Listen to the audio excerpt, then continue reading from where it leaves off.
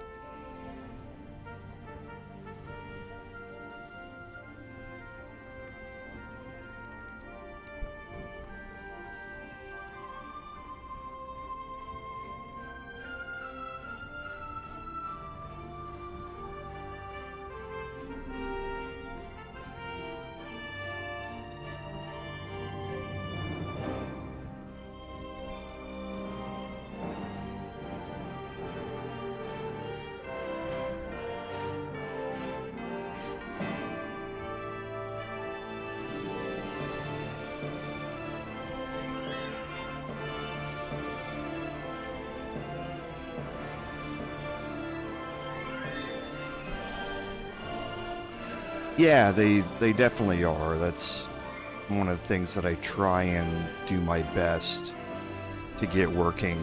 When I first started, I added a lot of markers for various things like specific items and things like that. I quickly realized that I'd end up with, 70 markers, chapter markers throughout a game, and it got a little bit hard to navigate. But I think being able to go through every one of the combat encounters, being able to indicate when we enter into certain areas or things like that, and that's going to become a lot more useful when we get to Act 3 and we start going into all of the different houses in both the lower city and walk in the rest of Baldur's Gate, to really let people know where you are, and if they want to go focus on a particular location and everything you can do there, they can just click right to it. So I try and get those up immediately after the video goes live, but sometimes things get delayed a little bit.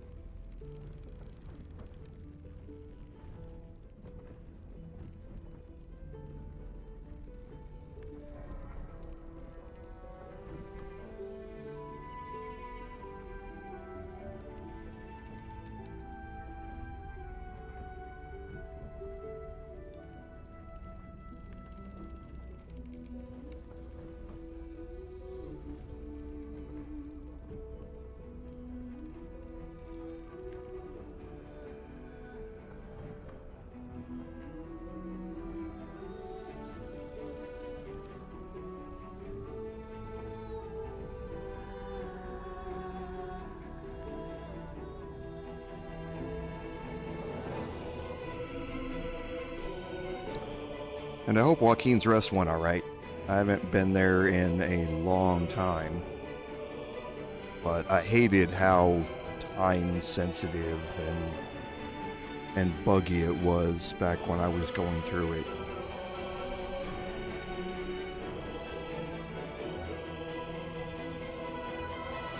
Welcome, Lord Henry. Thanks for being here as usual. I certainly appreciate it.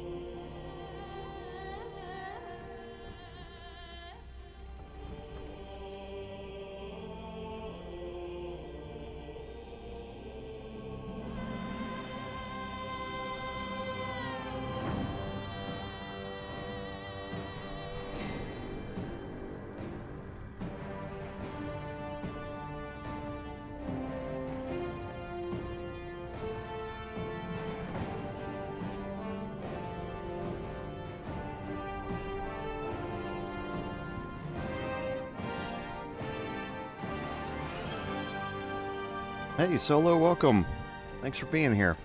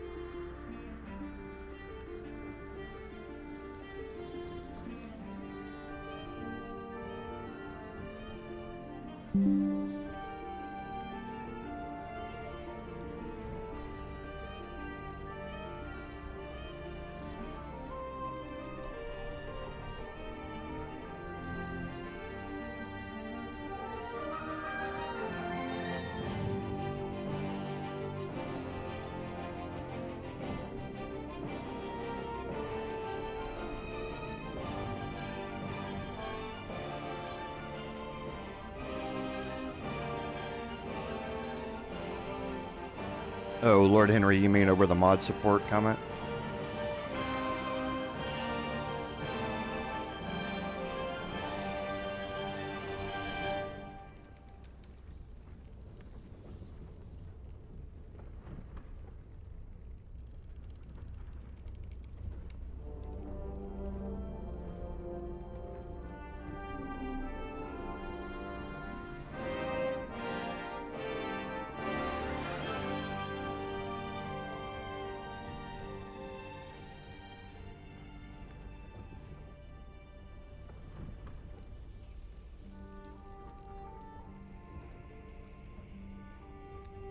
Yeah. I mean,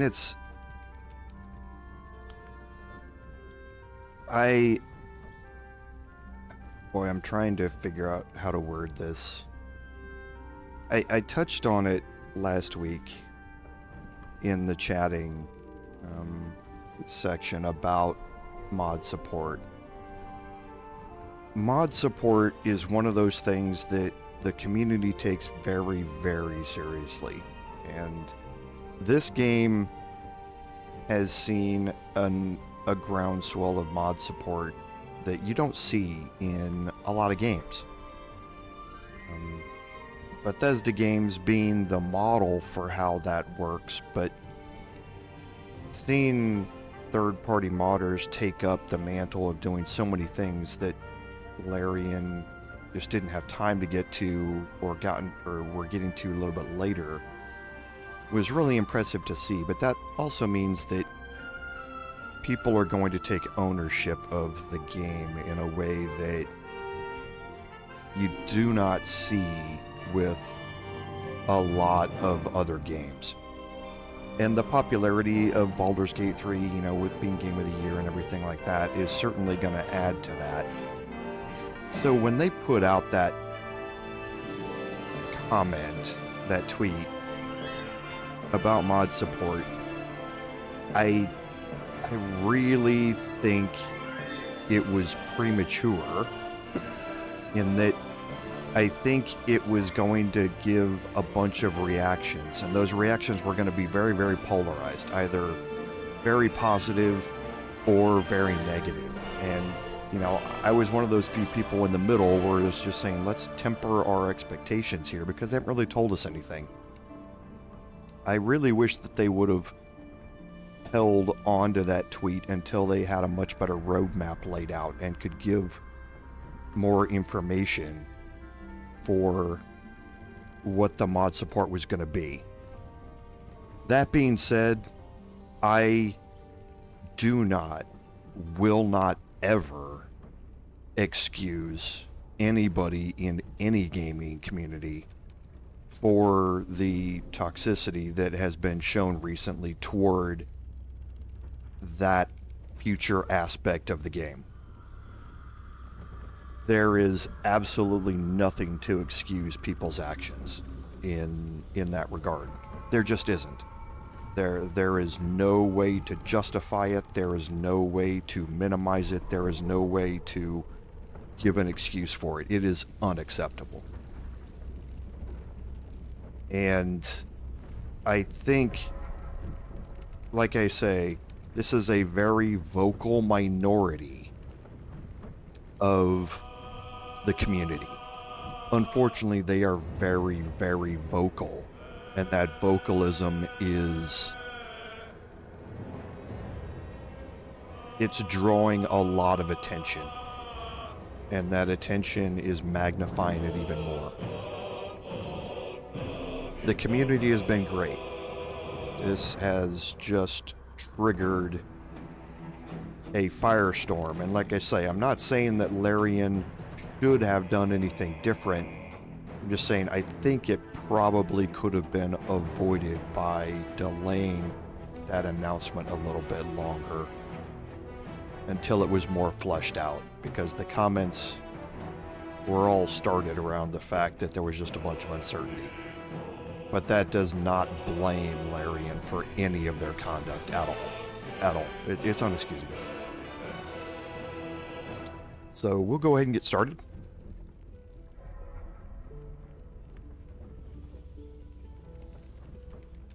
Welcome everyone to today's live stream, episode number 33 in our Baldur's Gate 3 bar gameplay series.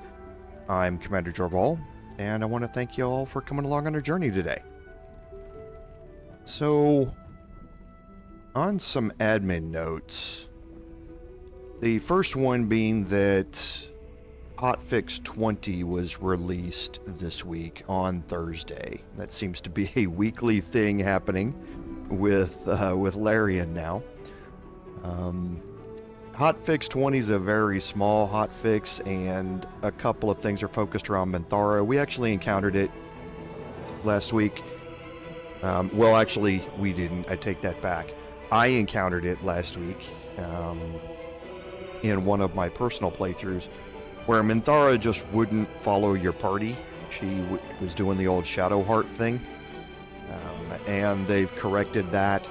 They also did another fix with her where if you rescued her from Moonrise, she wouldn't leave your party. And that was causing all sorts of issues with being able to explore with Minthara still in your party. So they fixed a couple of those things. They fixed some looting bugs. They fixed some visual effects bugs. They fixed a couple of crashes that went along with some cinematics and that sort of stuff. So they did offer up some good things that people have noticed and have reported on here over the past week. So make sure your game's updated with the latest version if you haven't already, because Hotfix 20 is now live. So on our second admin note, that is what we just finished talking about in our chatting segment, and that is that all of you, myself, all of us together as a community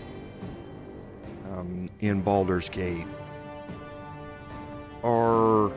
have been very, very helpful towards each other and upstanding toward each other and all of that sort of stuff. It shouldn't have been a surprise to me that at some point a game with this popularity would turn a very small segment of that community toxic.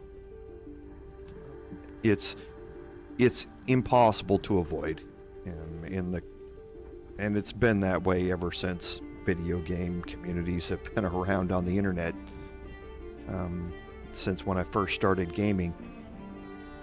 But I just want to stress that the beauty of this game and the way it allows everybody to spend time with each other and enjoy the Dungeons and Dragons experience through an amazingly crafted game is what we all should be focused on. And if we keep our focus there, then the rest of the stuff just should take a back seat. We talked last week in the admin notes about mod support and the tweet that Larian had put out about it. That has generated an amazing amount of toxicity from an extraordinarily vocal, extraordinarily small minority of the community. And it's gotten to the point where there have been threats made and that sort of stuff, and that is never where gaming should be. Gaming is all about personal enrichment, it's about community enrichment, it's about having fun with your friends and enjoying what you're doing, and taking it to somewhere like that simply because of the anonymity of the internet is somewhere that it should never go. But again, it shouldn't surprise me when it happens. So all of you in my community here watching my games have shown yourselves to be much better than that, and that's why I appreciate all of you so much. You're all extraordinarily welcoming to each other in the chat and during the playthroughs, extraordinarily helpful in offering comments and suggestions as I'm going, and have been nothing but friendly and engaging throughout all of this. And I just wanted to say thank you to all of you, and just to let everybody know to keep positive about the things that are going on here, and to all remember that we are all in this together when it comes to such a wonderful game that we've discovered and enjoy playing. So thank you all one last time. As the last admin note, I am not going to be here next weekend. You're going to see a community post go up this week where I will be taking my electric vehicle on its first cross-country trip to visit family, and I will not be here during the weekend. I'm leaving on Thursday, and I will be coming back the next Tuesday, so the Starfield live streams will be uninterrupted, but I will not be here for next weekend's Baldur's Gate live streams for either the Bard or the Paladin. So what that means is that this week I am going to be pre-recording 2 new live streams. So I will pre-record the next week's version of this one and next week's version of the Paladin after we completed the live stream tomorrow. And I will schedule those to go live at these times. I will upload them this week. I'll add all the chapter markers into them and everything like that. But the one thing that you will notice is that there won't be a chatting segment to it because there's no need for it, and there won't be any admin notes about anything pertaining to the game because I won't be able to update that during the week if things happen. So if Larian puts out another hotfix this week, I will not be able to talk about it next week because those videos will be pre-recorded before I leave. So just to let you know that I will not be here, but the videos will go live at the normal times, and I would encourage you to check those out to see the continuations of it and we will go from there. So I think that wraps up our admin notes. So on our recap, we had been moving out from Moonrise Towers and exploring various locations inside of Reithwin Town. We've cleared out the entire western side of the town last week, and that included the encounters with the Githyanki and going into the Morgue. We are now going to, and we worked our way up and talked to Raphael at the entrance to the Grand Mausoleum. We are now going to start working our way along the east side, the northeast side, and then to the east side, and back to Moonrise Towers in a big half circle, and taking out, or making sure we do some encounters along the way. And we will then end up back at Moonrise Towers, and we will clear out the remaining areas around the outside of Moonrise Towers, and we'll see how long that takes us today. If we have any leftover time, we will head back up toward the Grand Mausoleum and start working our way into it toward the Gauntlet of Shar. So let's go ahead and jump back in.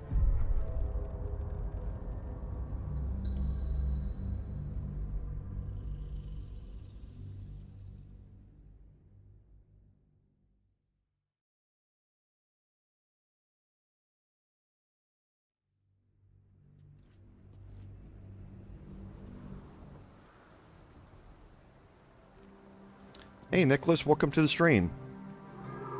The House of Grief is in Act 3. It is in the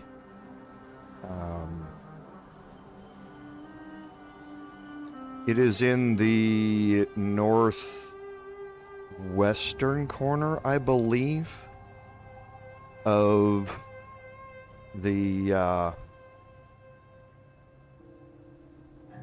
the city in Act 3. So we aren't there yet, we're still in Act 2. The best weapon in Baldur's Gate 3, it varies so much. It depends on your class, it depends on your build. There is no one best weapon for the entire game for any particular party member. It's going to change as you go. I will say that the Everburn Blade is the best weapon for all of Act 1 for any of your martial character, for any of your big melee characters, so make sure you go get that during the prologue. But for the rest of it, it just varies so much. There's not really any feasible way to answer that question, so sorry, you'll just have to kind of watch and see what our individual characters are using. So as we take a look at our map, you can see that we've made our way up here. This is where the Grand Mausoleum is. We are going to make our way down here and do a couple of encounters down here. Then we're going to make our way around the east side here, down through the Masons Guild, and deal with the mystery of the Harpers. And then we're going to just make our way back down and clear out the areas around Moonrise Towers, including the docks down here and that sort of stuff. And then we will see what we have, how much time we have left, and whether we're going to continue back up here into the mausoleum. So if not over, let's go ahead and get ourselves moved down here. Let's take a look at our action economy as well. So we're full up.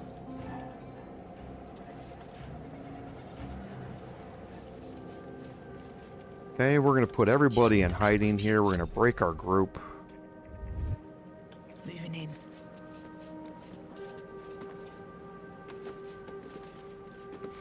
We're going to make our way down here. Actually, before we do that,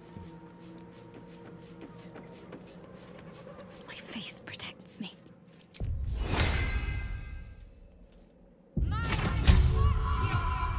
Unseen. Perfect. Very well.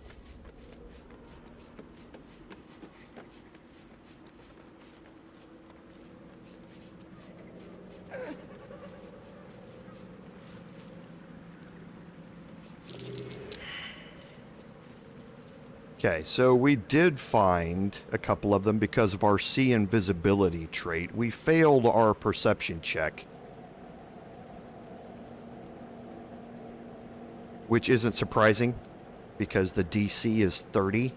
This is, I think, the highest perception check that I have found in the game. So don't expect that you're going to be able to pass that check and find them. But your see invisibility trait is what is important here to be able to find them. They're ambushing, and we're going to utilize that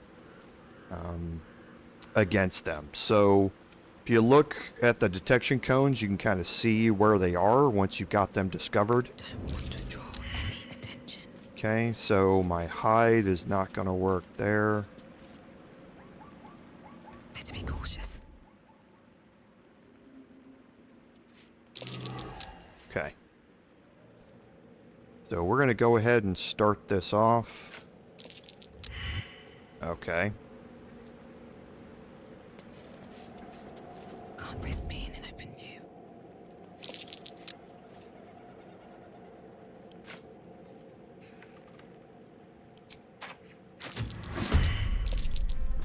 Okay.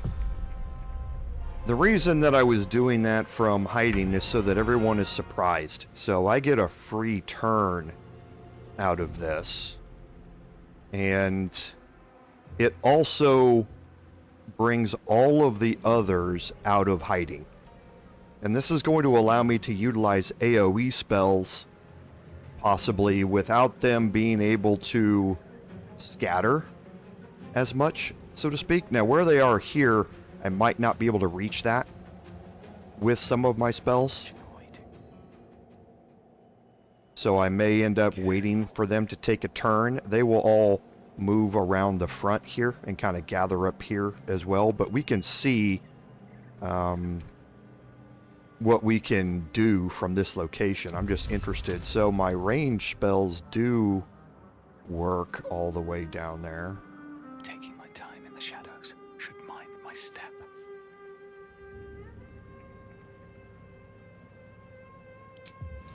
Yeah. Well, I could still drop a hunger down here and get all 6 of them.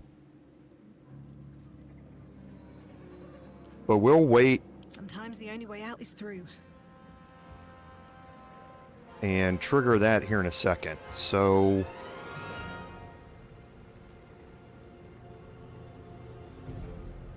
One day, I'll catch a break.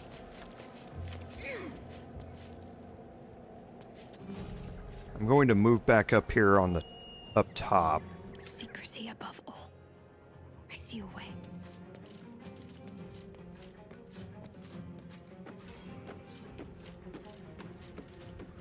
And we're going to move Shadowheart down here. Now, examining the Kua-Toa, you can see that they're shadow-cursed undead. They are drenched, which means that their melee attacks are going to inflict wet upon me when they hit. You can see that because they are drenched, they are also vulnerable to cold and lightning, which is very, very important here for both Wyll and Shadowheart, which we're going to see in a minute. They have electrocution immunity, which means that they can't be electrocuted by water that they're standing on, but that does not mean that they are immune to lightning or anything like that. It just means that if they walk through electrocuted water, they're not going to take damage from it. So with that in mind, we're going to try and keep, because the detection cones up here are a little strange, as we saw previously. Because Shadowheart's Call Lightning ability here can put in some serious work.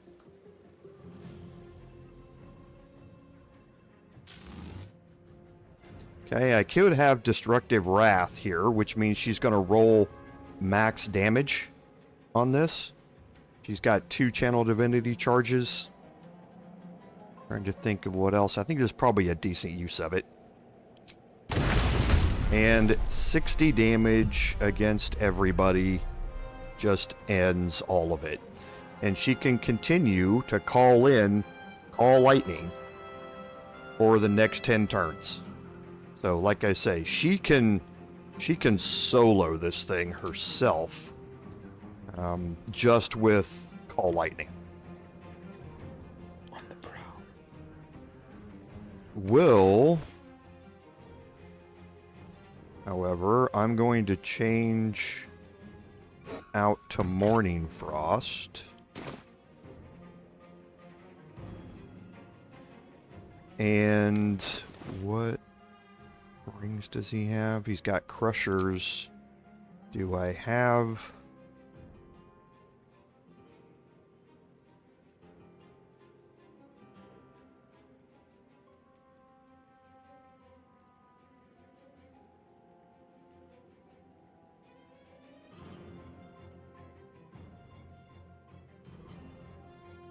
Yeah, I didn't see it.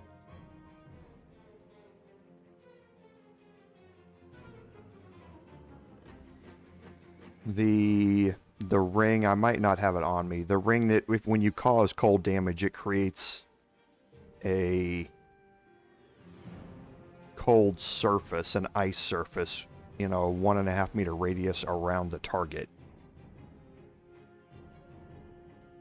I don't have it here, so we'll just change out to Morning Frost for this. I'm gonna look for... There's the chief, and I can still reach him from there. That's perfect.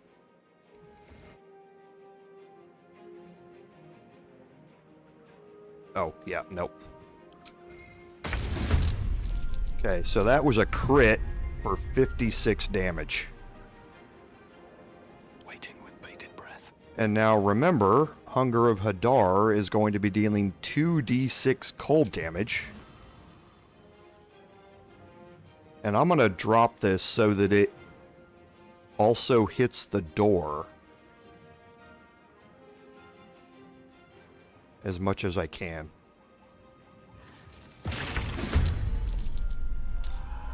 Okay, and that should get everybody into the fight here. Forever dauntless.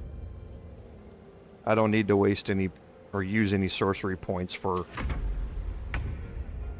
anything. So from here, I can call lightning again. And I don't have anybody who really needs it. But I've got 10 turns of it.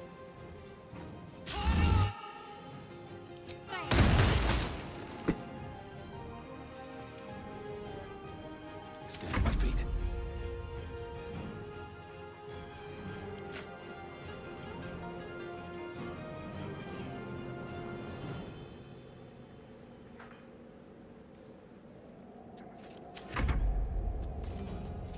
They're all surprised. And there we go with the Hunger of Hadar triggering.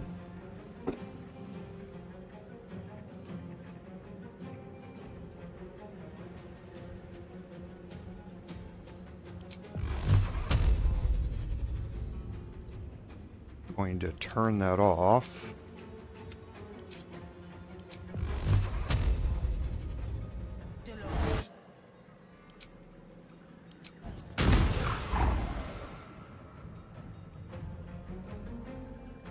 This is my time. Okay, and for Wyll.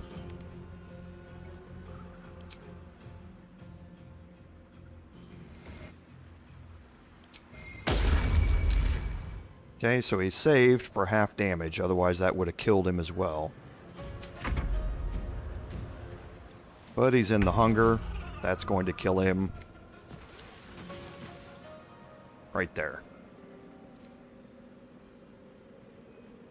Now, Shadowheart.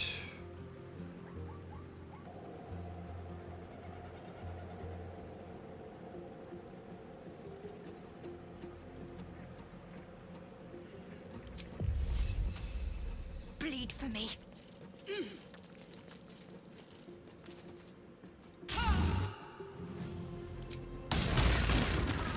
Okay, that's the damage I was expecting.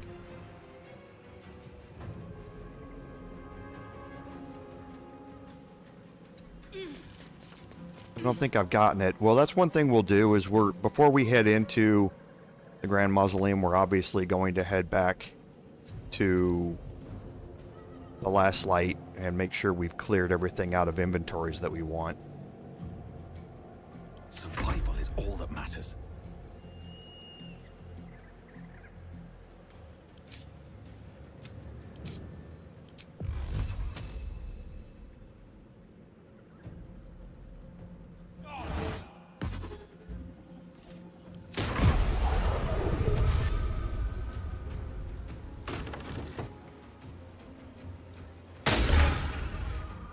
That will end that.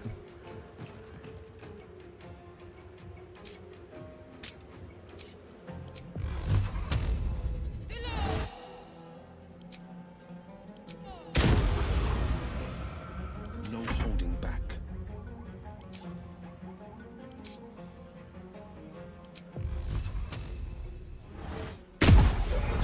Okay.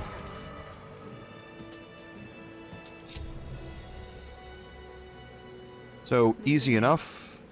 At least things have stayed interesting. No one's stopped me yet. Can't slow down. Now we can head down here and do some quick searching. And what do our inventories look like? Okay, so we're all cleared out. Something good here, I hope.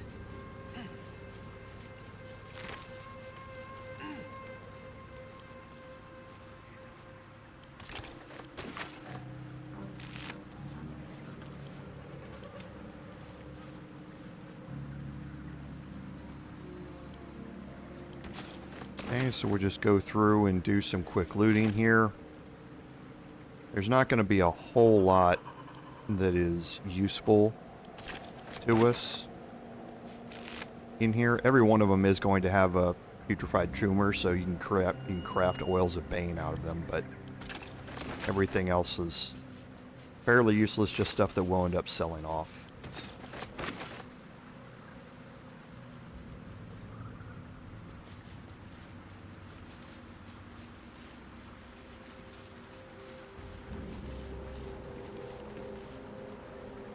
Hey, CC Lotus. No, not on this one.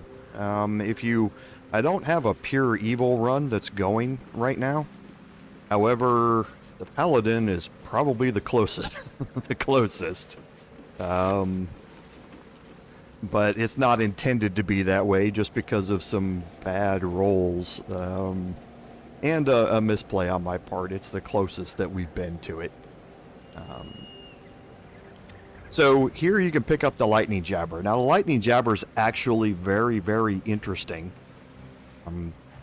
It is a spear which can be thrown.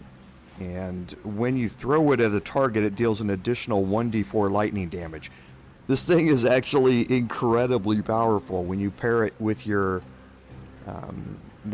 barbarian throwing abilities. And that sort of stuff. And if you can get a hold of the ability to have thrown objects returned to your hand, then it becomes even more so. There's some incredibly funny YouTube videos by some content creators showing the Lightning Jabber being put to its full use. But it deals 1d4 lightning damage, but it can also possibly shock your target, though, as well. Which means they can't take reactions and they have disadvantage on all of their dexterity saving throws and ability checks. So your ability to avoid AoE damage goes way down when you have disadvantage on that.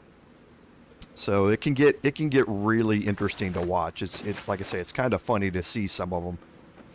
For a fairly nondescript item being put to such use. And hey, Philip, welcome. Sorry, I was focused on that combat there.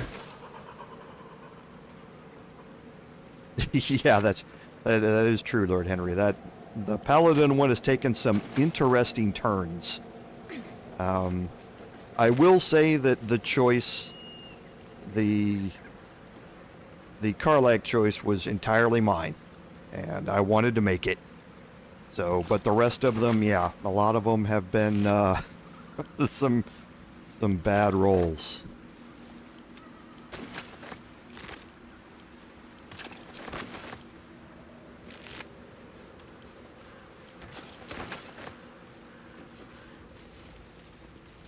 Hey Rudy, welcome to the stream. Thanks for being here. Kind of figured it was going to do that.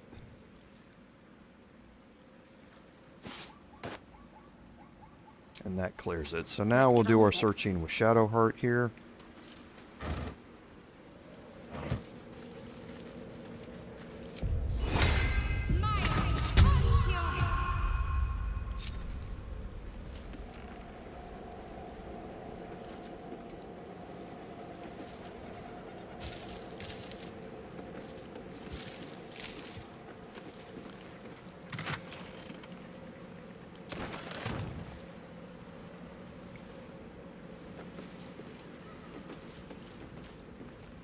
There's a note here on the floor. Catch you later, Ellis. So somebody named Ellis has left a note, gone fishing.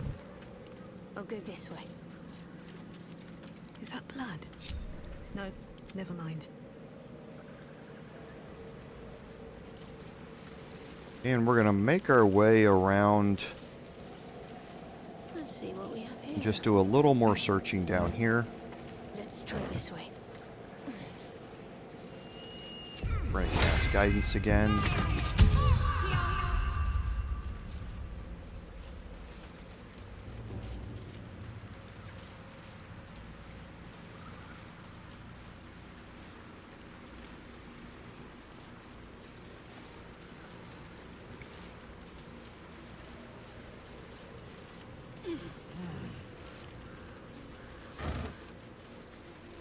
More rotten fish, not anything that we need. And now,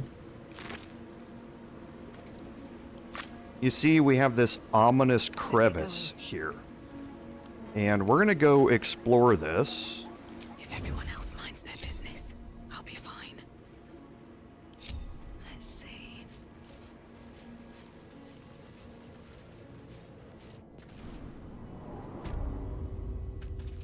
And now you see we're in the morgue for the House of Healing. And you're quickly going to find out how we got here and what the connection is. We're just going to slowly make our way forward here.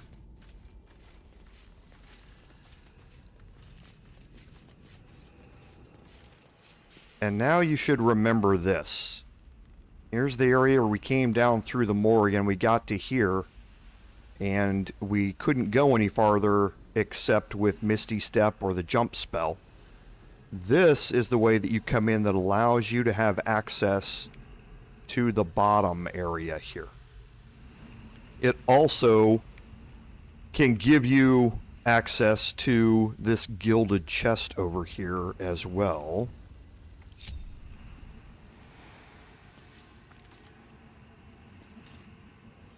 And Whatever comes, I I'm don't ready. believe I have... I get confused between the various builds here. I don't think I have advanced or Better make my next move. enhanced leap on anybody here. I do have the ring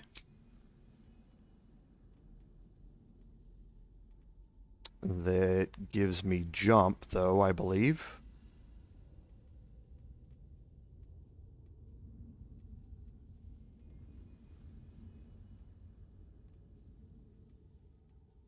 Okay, maybe I don't.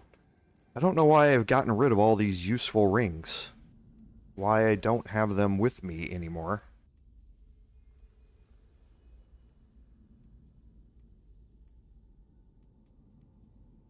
Let me know if I'm missing it when I go through these, chat. I don't think I am. But I don't have the ring of jumping.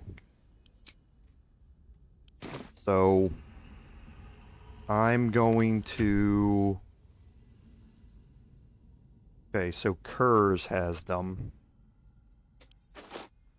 I'm going to just swap those over to me.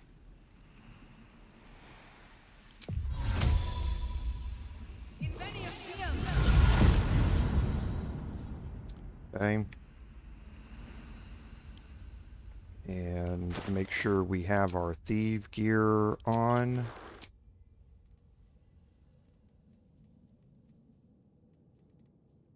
Here. Wonder what's past this. Oof. Couple of low rolls. We're able to overcome it though.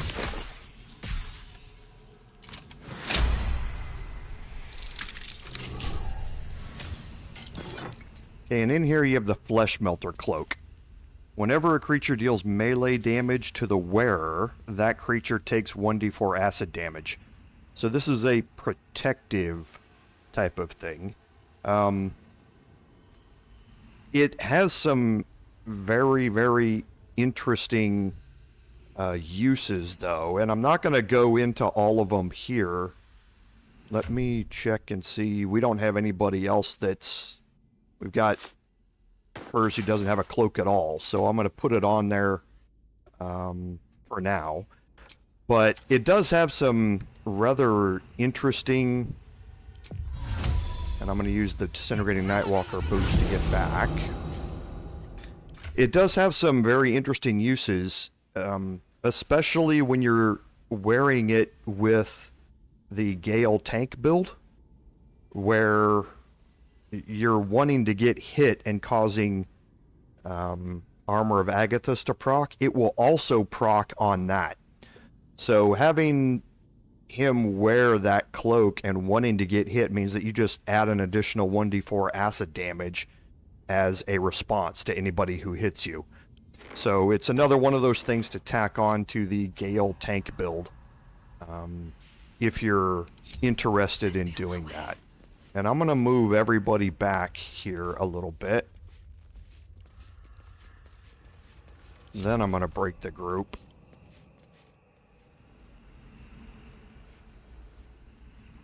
I'm going to make my way down here with my bard, and I'm going to go somewhat slowly here.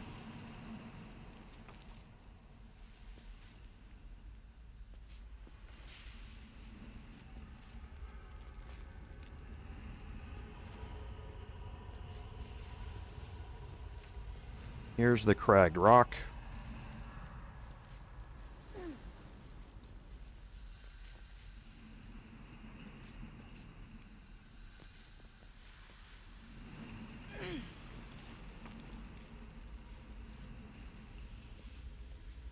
Okay, and now you can start to see some detection cones, and there we have our first enemy that has been revealed with our sea invisibility. So that's twice here in a very short span of time where we have found ambushing enemies that were hidden from us but got revealed by our by Volo's eye. That is such a useful thing to have that it's hard to overstate how important it can be in a lot of situations. So we have a hollow armor down here, and we have at least one fetid ooze down here. And now you can, once you've seen one of them, you can approach this the same way as you were approaching the others, or the previous encounter. So you can see from the high ground if your ranged attacks are going to hit, and the answer is yes, they are. So we're going to trigger this combat from up here, maintain our height advantage. Now, we don't have a big distance advantage. That's important to remember. We have a lot of height advantage, but it doesn't take any movement speed to move up and down cragged rocks. So your horizontal distance between where I am and where it is really not all that much. So I need to be careful while managing this combat here to make sure that I'm staying away from them. If you examine them, they have the fetid aura, which means that you're going to take 1d6 acid damage just by being near it, the fetid fumes, in a 2-meter radius around it. So just by being around it without even making an attack, they are going to be dealing acid damage to you. They have blind sight, which means that I can't blind them using darkness and fight in darkness. So I'm going to keep that in mind as we go through this as well. But I'm going to go ahead and start this off, and I'm going to make liberal use, if I can, of Repelling Blast here.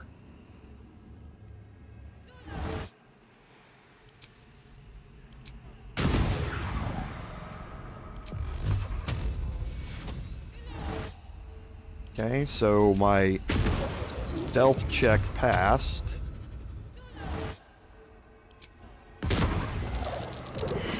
Okay, so now they got into combat.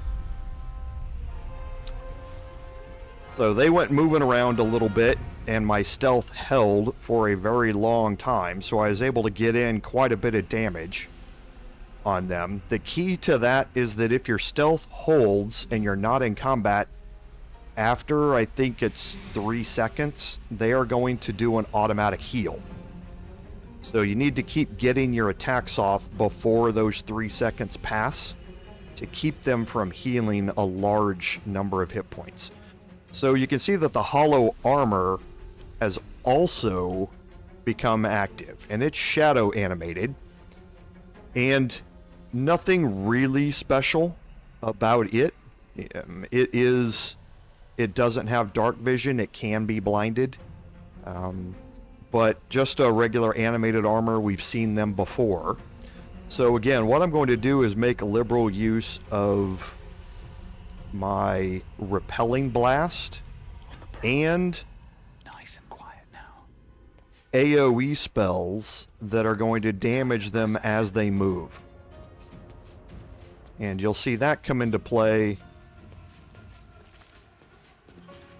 a little bit later here, but I definitely want to get into range here.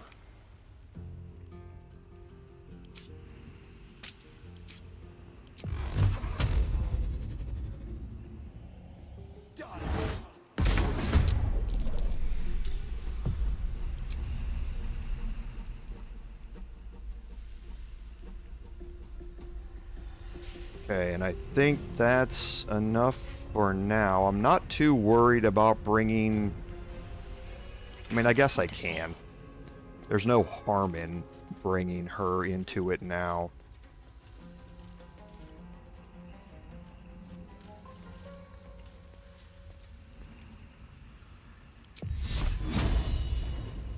Okay, so yeah, they're all out of range of some of her cantrips. Firebolt is intelligence-based, so I've got a really high to hit now, but that to hit is going to go away quite a bit.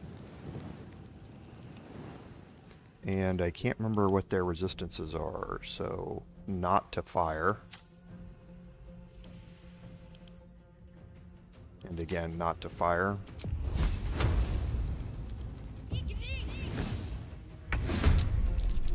Okay. Out of sight, out of mind. And even though Wyll does not have Every step counts. Repelling Blast... Oh, she must be wearing the Snowburst ring.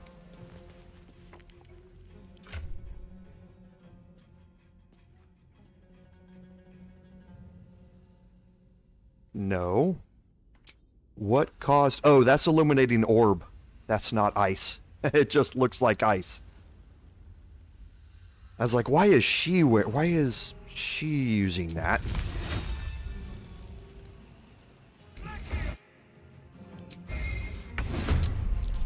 Okay.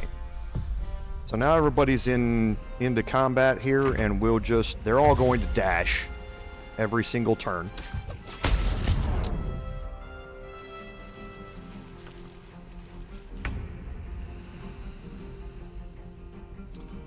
Okay, now I don't know if I'm going to be able to hit him from there.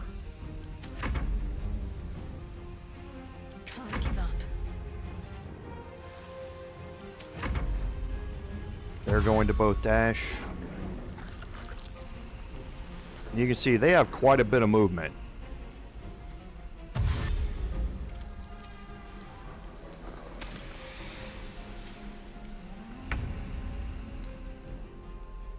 Okay, so let's see if we can knock them back a little bit more. So we can't from there, we can there. Let's see if we can move over just a little bit. Still can't, so he's kind of stuck in there.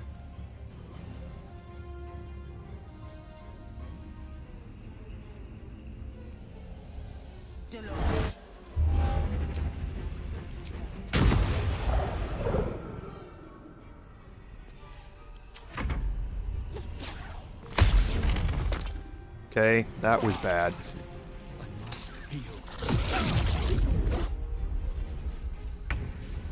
That is one of the first times I have ever failed that. So,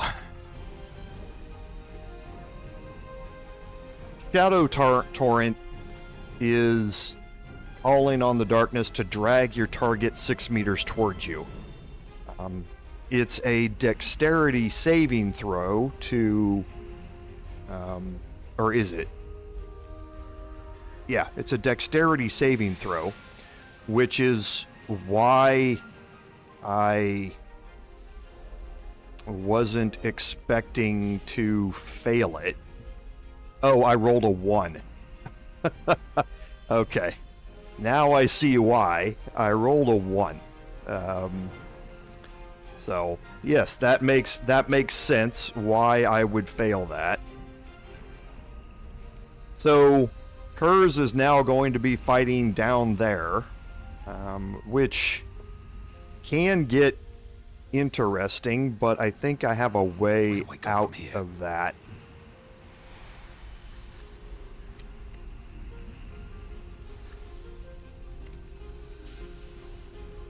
Actually, I don't.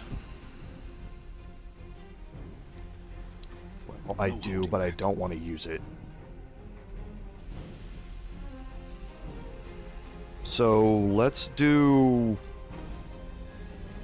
something else instead. Let's...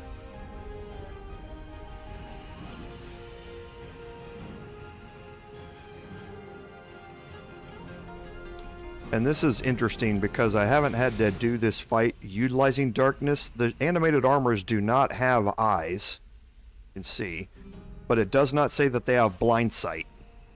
It just says they have dark vision. So they should not be immune to darkness, but because they don't have eyes, normally that means that they have blind sight. It's just not listed here, and I don't know if this is another one of those it's not listed things. So I'm going to try and cast, well, I'm going to cast darkness down here and see if it blinds him or not. It does. Okay, that's good. I'm going to actually quicken now. I'm going to quicken Eldritch Blast. See if I can get into a spot.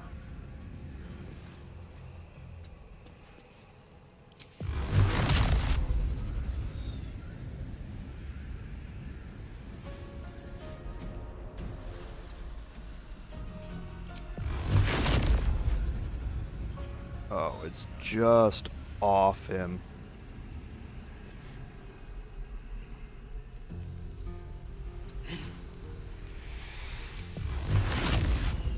Okay, now I can hit. It's a low chance to hit.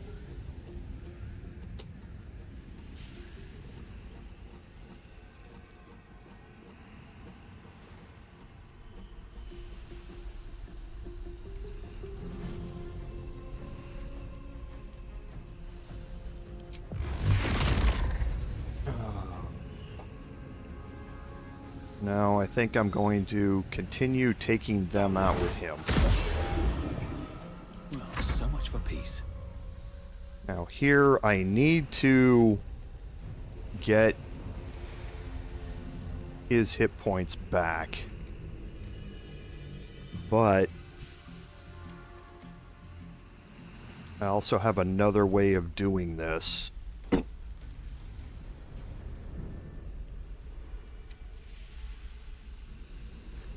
So what we're going to do is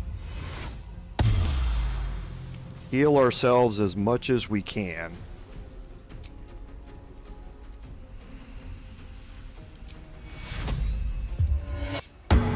With our actions and try and avoid this hit here on the next turn. I'm going to have Shadowheart drop a heal on him as well.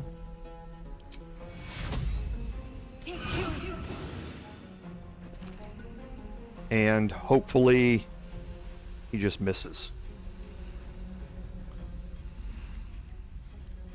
So I didn't want to get her... I didn't want to drop my action economy this low.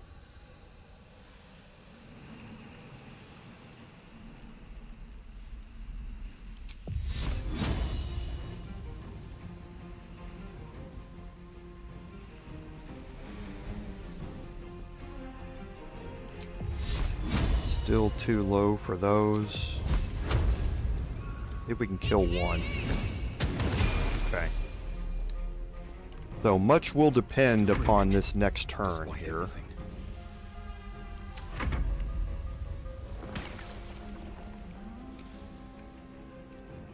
It is a cool animation how they climb.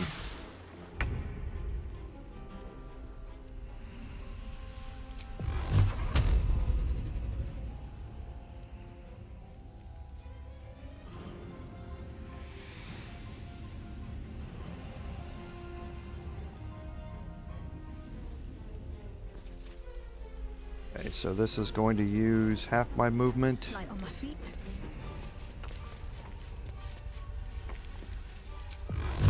And this will knock it back down.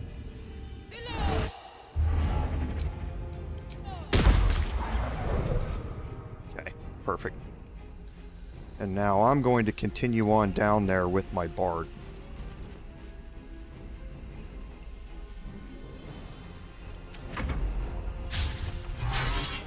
One miss, miss again. Okay, good.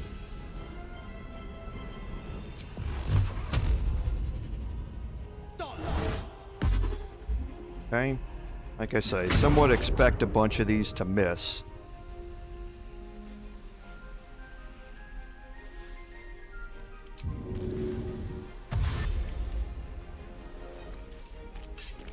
Okay, now with this, I should have some decent chances to hit here, even with his high defense.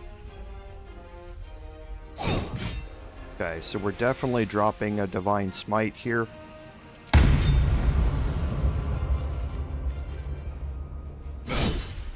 Okay, so we missed the second one. Can't afford to let up.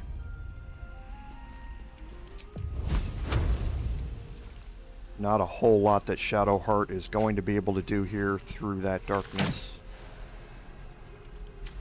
Oh, that wouldn't have worked anyway. Ranged attacks don't work into darkness. Time to press ahead.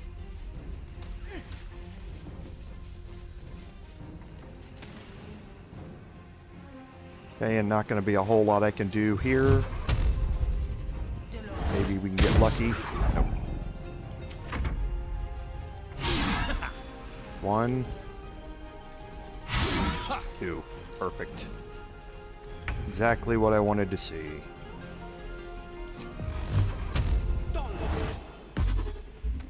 Okay. And now we have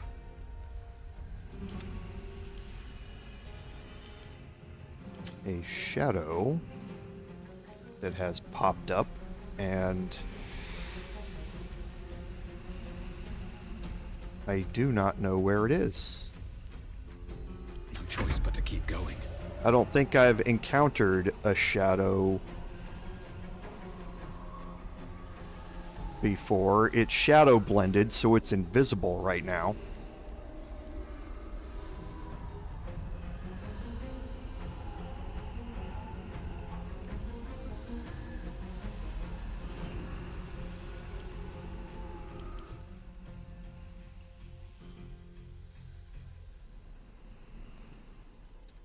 I think it rose from the hollow armor, and it's just sitting in here, and I can't see it. So I'm going to stand fast. I'm ready. Yes, there it is.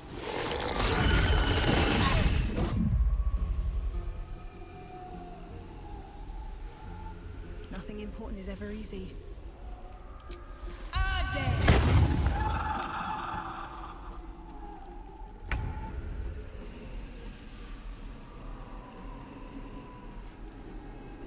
So I don't care that you drained my strength when I'm attacking with Valar Louvre. Okay, and that's going to disappear. Okay, now we're good. The pride of the gate. At least things have stayed interesting. No, come back down here.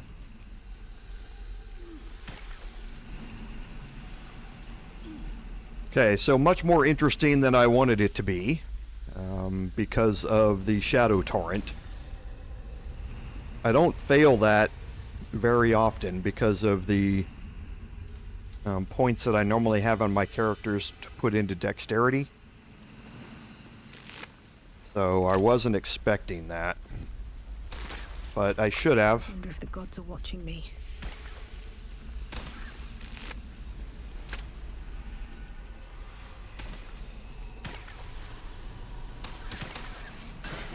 Okay, and on the shadow armor, or the animated armor, you have protective plate. This is just a standard plate mail with an 18 armor class that grants resistance to necrotic damage. So, interesting, but probably not something that I'm going to be utilizing at any particular point. There aren't a lot of things in the game that grant resistance to necrotic damage, so it can be situationally useful, but not something that I'm really going to focus on. And where are we with our level ups? 37 and 97. Okay.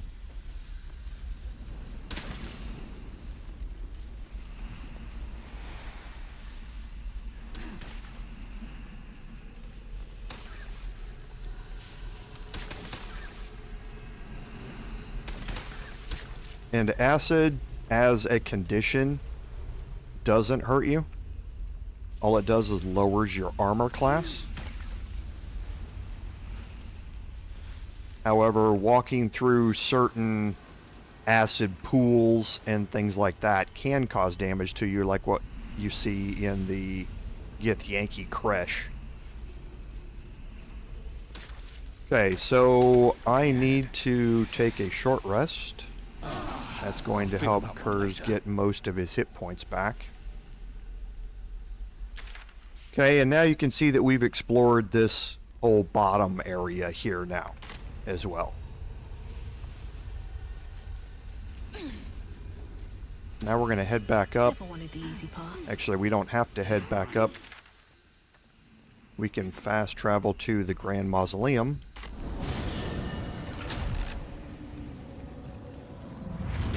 And that puts us back up top. So now we're going to head over around the east side here toward the Masons Guild.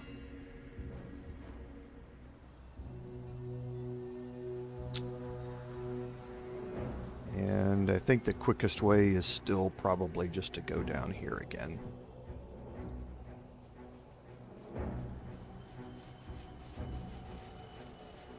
The black oleander that we forgot to pick up.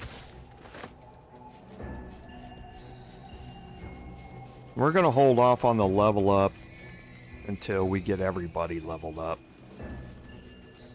which isn't going to be that long.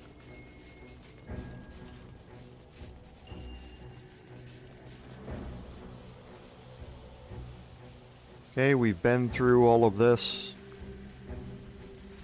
We'll just make sure that we've searched in here. I believe we have. Yes, we did.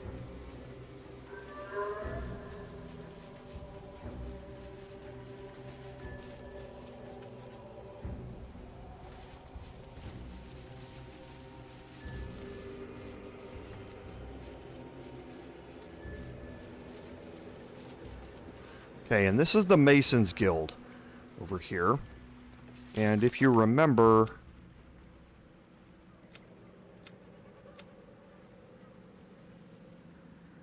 Oh, I still need to go do that, too.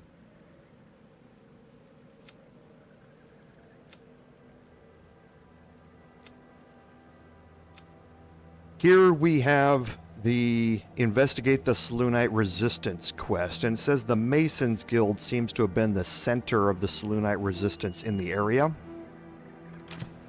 And that's what we're going to be exploring here next.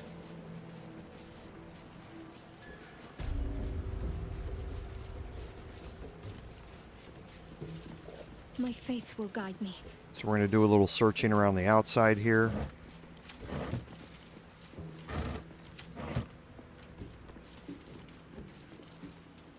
On I go.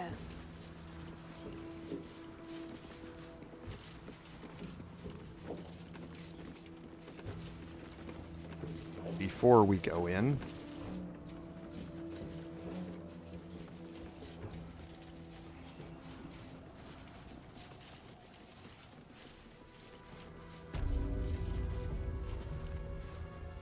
and here's the other side of the Masons Guild here.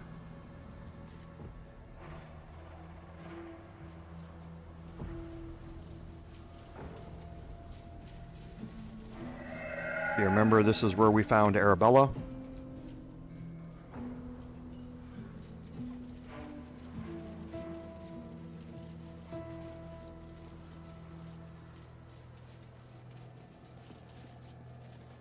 And around front here, keep your eyes peeled.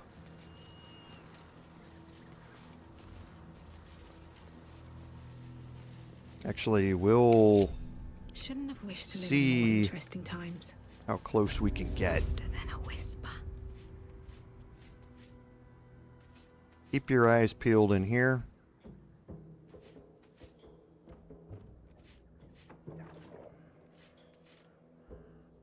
Carilla is there. Now, we've seen Carilla before, right? So, Carilla, not to give too many spoilers, but she is a companion to someone else that we have met fairly regularly in this game. You would see her, and there she disappears. You would see her quite early on in Act 1 if you got put to sleep by Priestess Gut in the Goblin Camp. She would come to rescue you if you failed all of your saving throws against the sleeping potion. And you would find out, she would give you a very cryptic response saying that somebody's looking out for you, Must be on my way. and this is not the place where you need to be. And then she would disappear. She would actually kill Priestess Gut for you, and then she would release you from the jail. And her involvement, so to speak, and who she's with is going to become much more apparent once we get a little bit further into Act 3.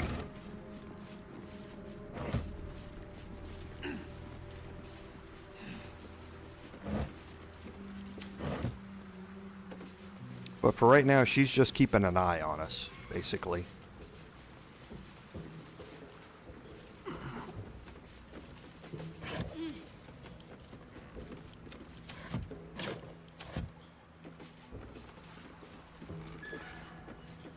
Okay, so can't make it across there. I can't remember if there's anything on the roof. Okay, there is. The heavy chest is here.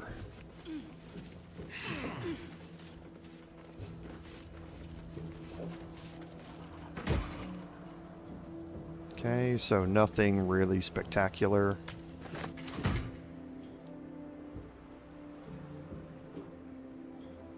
Can't remember if there's anything worth really getting over here, so we'll go check it anyway. Yeah, don't forget that you can navigate the rooftops quite a bit.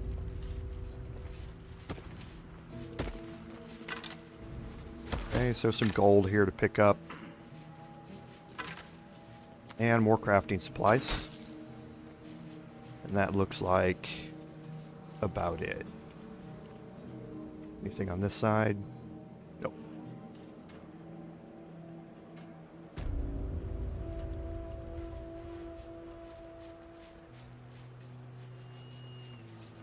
So we'll just head back down.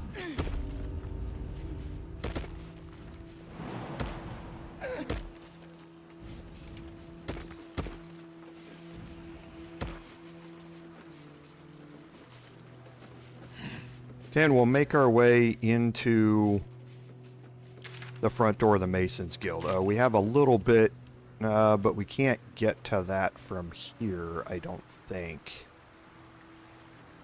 Yeah, we'll do that from inside the Masons Guild. Let's see what this does. Let this be a warning. Those who defy Shah's will shall suffer darkness without her blessing. Okay, so some Saloonites who have been crucified out here in front as a warning to people who defy Shar. More for me. In here's the bark skin recipe. Talks about the extracts that are needed. And thank you for going all the way over there to try and maintain your position. So that unlocks the bark skin potion recipe for you. No one back home will ever believe this. Okay. 2 failed perception checks. So I rolled a 2. This is not a hard DC check. I wonder what the next move is.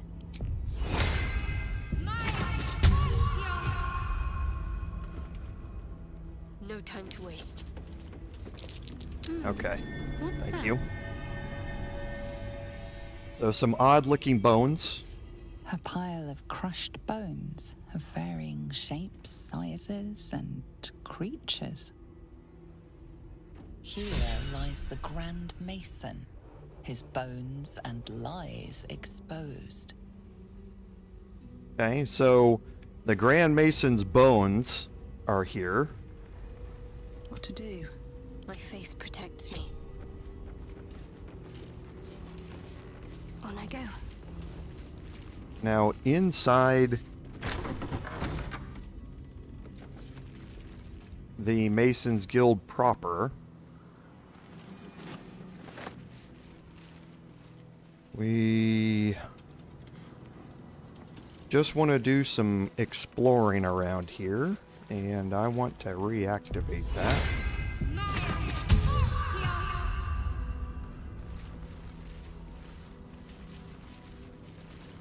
Here you see we have an ornate wooden hatch.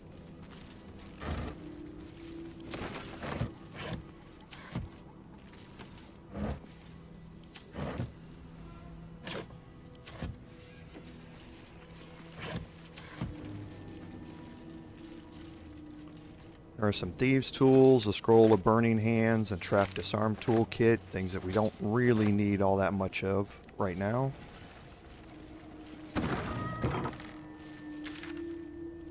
Can head out the back door here, and this will just go down and lead us around this outside to explore this little area here and do some searching.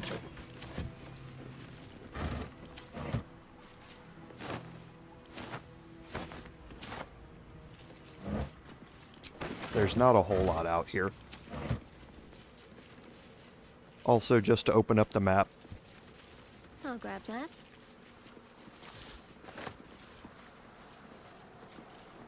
And you can take the stairs back up here.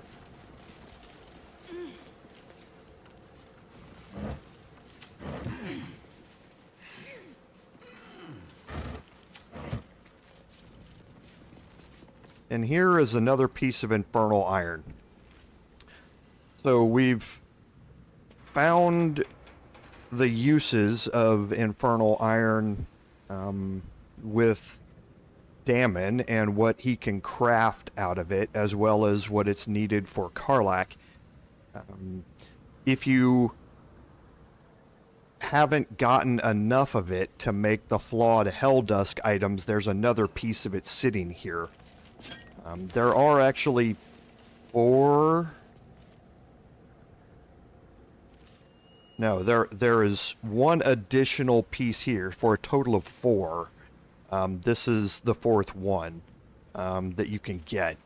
So if you don't have those 3 that you need to get all of the infernal or the flawed Helldusk items, then this will get you a spare if you've missed one of the others, so to speak.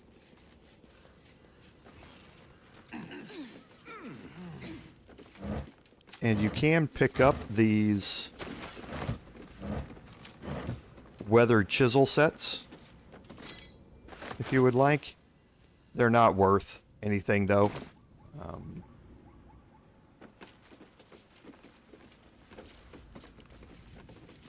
Okay, and I think that's everything up here.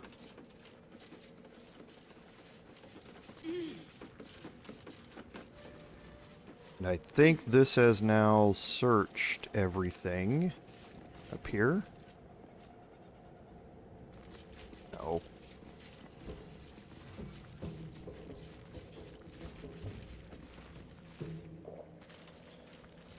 Still alive, so that's progress.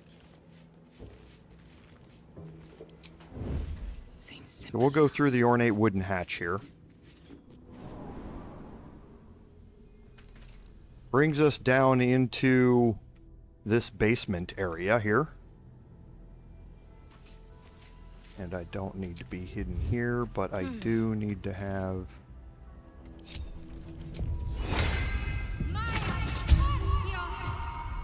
guidance, and I'm going to move around to the other side real quick.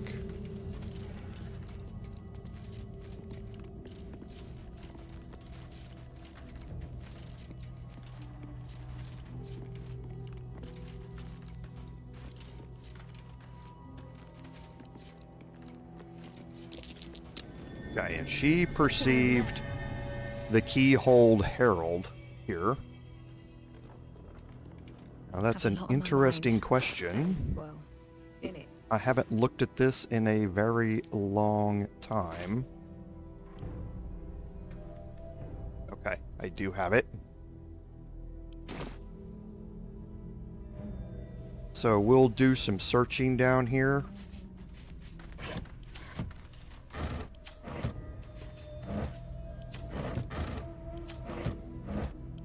Breathe deep and move.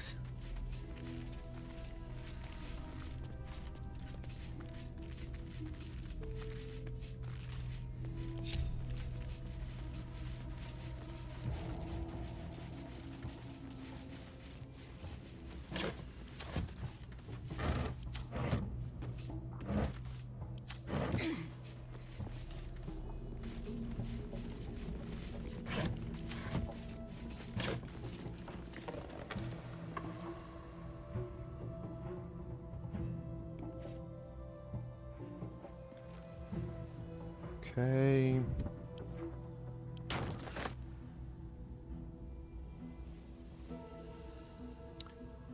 Okay, so the Keyhold Herald here, you can interact with. It's a lock. You can lockpick it. It's a DC 18. It's not impossible. However, if you click on it, it uses the tower-shaped key.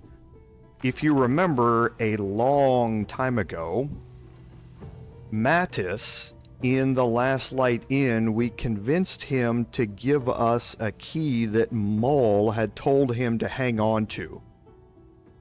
That key is what works here in the Keyhold Herald. Okay, so the tower-shaped key, it's a long time in coming.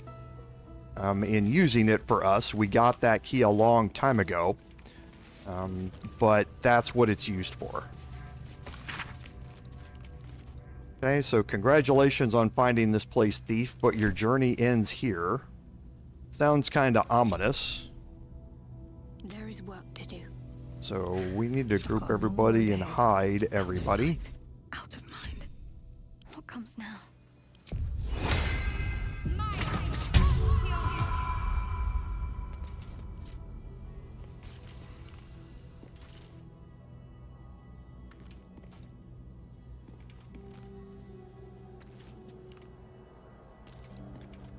And we're going to move Shadowheart slowly here.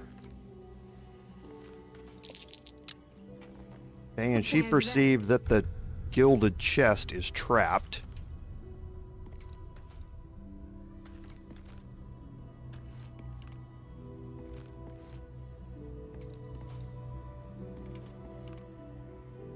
No time for dally. Okay, and while she still has 4 turns of it left.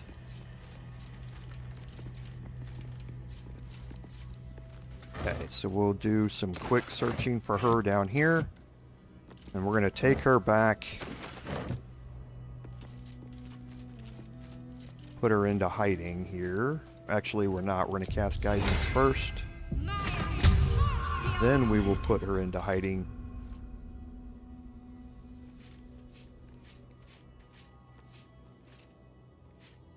Hey, Eric, welcome. No worries. No worries at all. So, do we still have our thieving gear on? We do. Okay, a DC 18 here. So we've got about a 50-50 shot, give or take. Oh, and hey, Ostamura, welcome. It was a busy week with work, but yeah, it went well enough, so glad to be here this weekend. In here, some purple dye. Nothing really spectacular.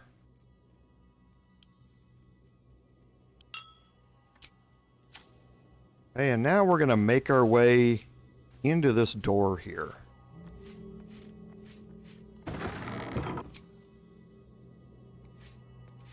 Okay, now this takes you into this mason's room here. You can see the big symbol on the floor.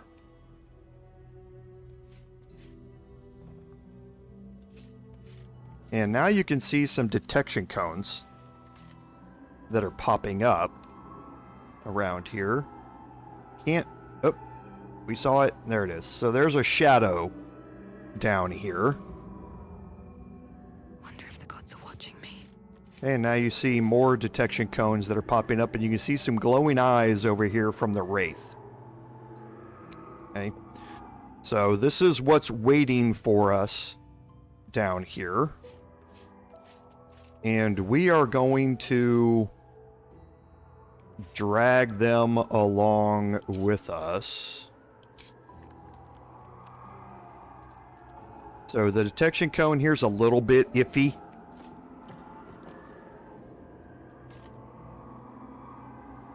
But I believe you can make your way up to here. Yes. Okay, I'm actually going to... I can move back a little bit. Into the sunlight would be best. If I can still hit from here, I can. And I'm going to focus the Wraith first.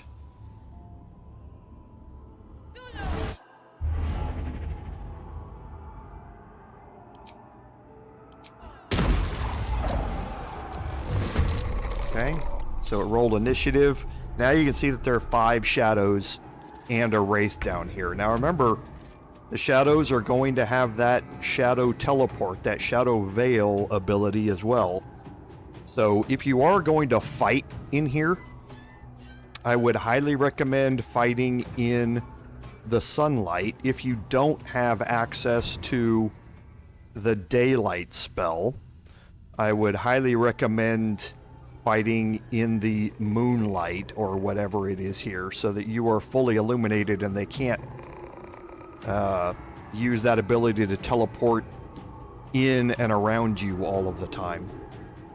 But what we are going to do is we are going to move ourselves back and away. Don't waste a step.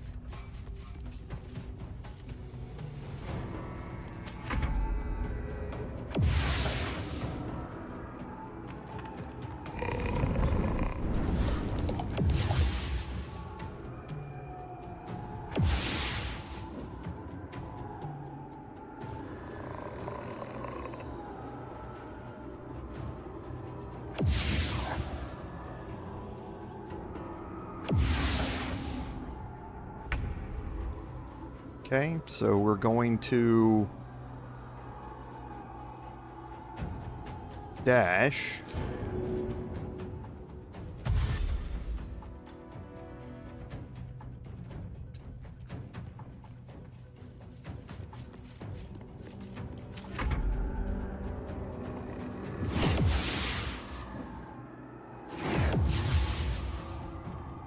You can see how they come into view briefly when they move through the moonlight there.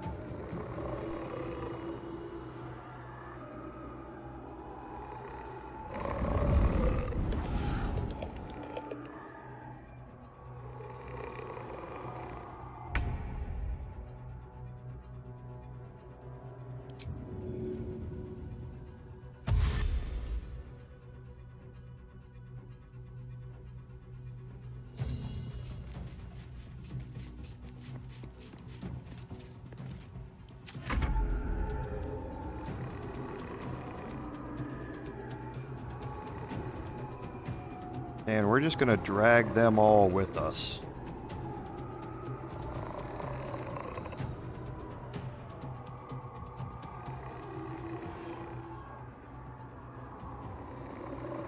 This is also serving to separate them quite a bit. They don't all have the same movement speeds, and they're all at different locations around the outside. So this is helping to serve to break them up a little bit. That was a mistake in my movement, but it should still be okay.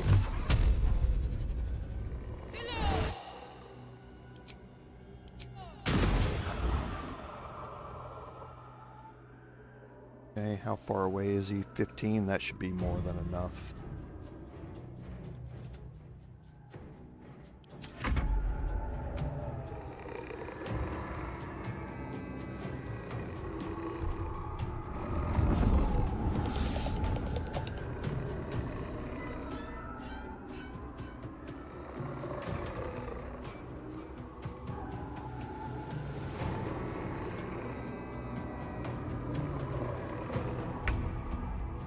Okay, so now I'm going to spring my trap, so to speak. Onward.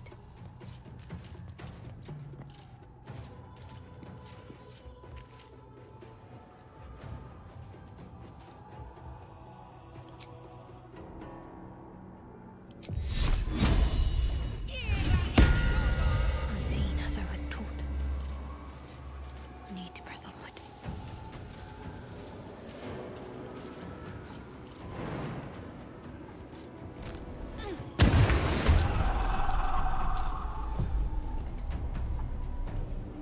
Okay, so now I've triggered Spirit Guardians, gotten Shadowheart into the fight here, and I'm going to hold the other two in reserve here.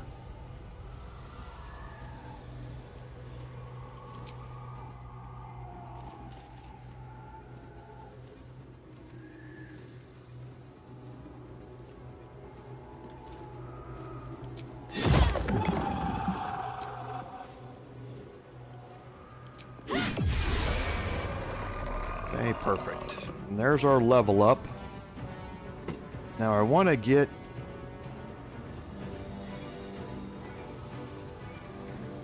kind of in front of Shadowheart, but not close enough to the edge of Spirit Guardians where they can attack me while being outside of it.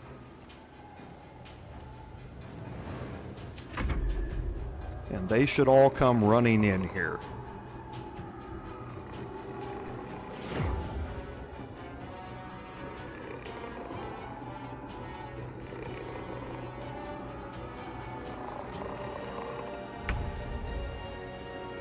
Okay, so time to move Shadowheart up and we'll start doing her thing. When I go.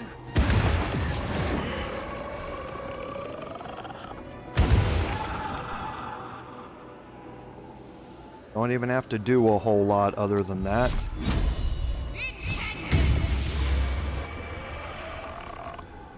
Survival is all that matters. Have to keep going.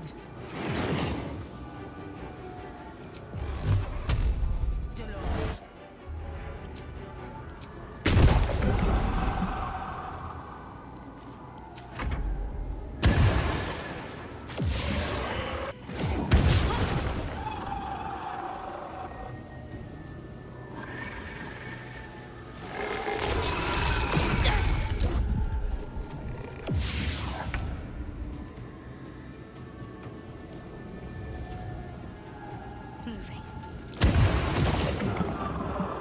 Spirit Guardians OP. Blood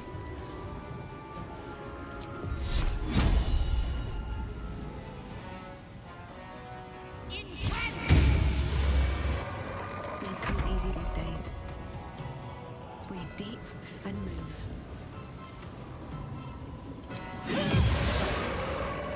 Easy enough.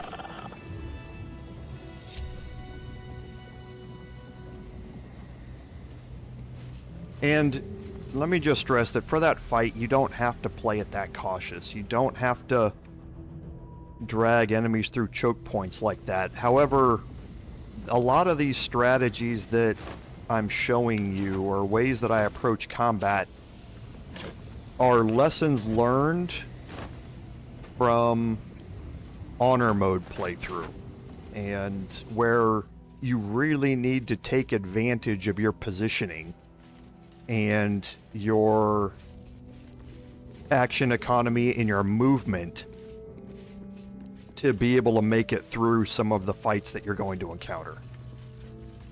So in this case, on balanced, it's probably, not needed to have all of those preparations I did, but it's certainly a way to make it a lot easier, and a way that certainly maximizes your chances of success when it comes to higher difficulty modes.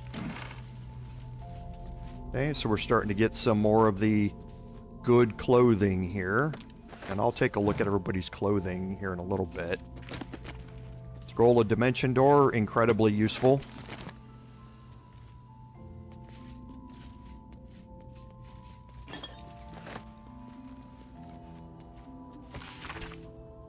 Okay, an ancient map of Moonrise Towers and what it used to be.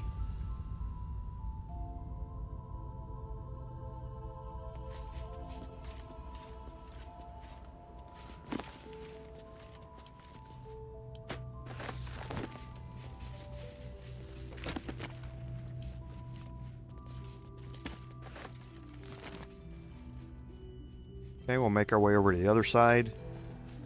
Go searching up there, and then we'll make our way down in the middle.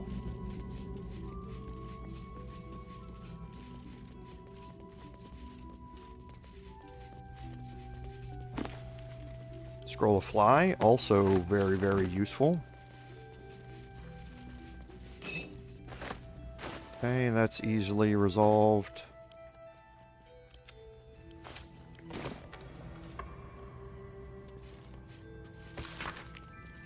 Okay, a diagram of Moonrise Towers. Someone's marked a spot at the base of Moonrise Towers. Worth a look. Okay, and that's going to put a... we'll look at it here in a second once we get out of this area. Why am I still encumbered?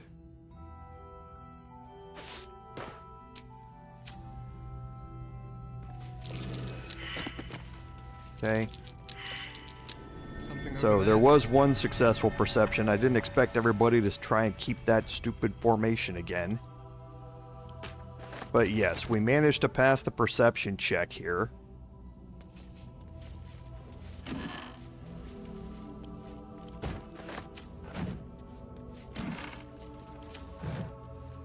What's in here?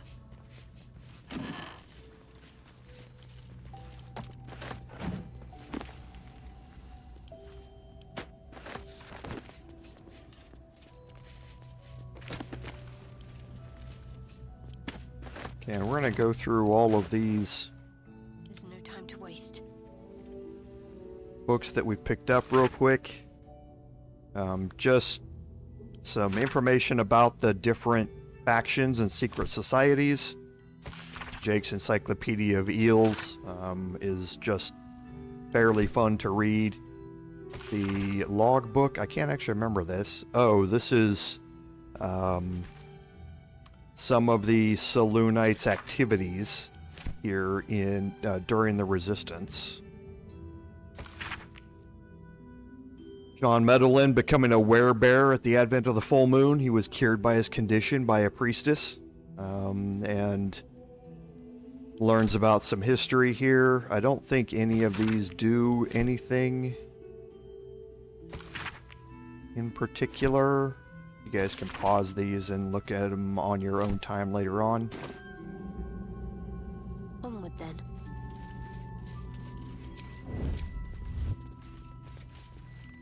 Okay, so now we'll make our way down here in the middle.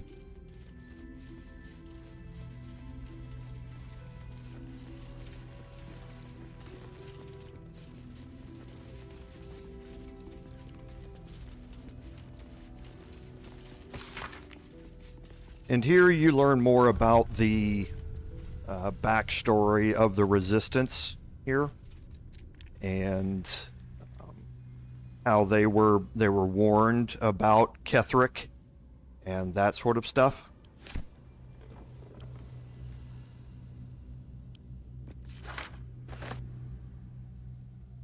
And we have a whole bunch of silver stuff that we can pick up.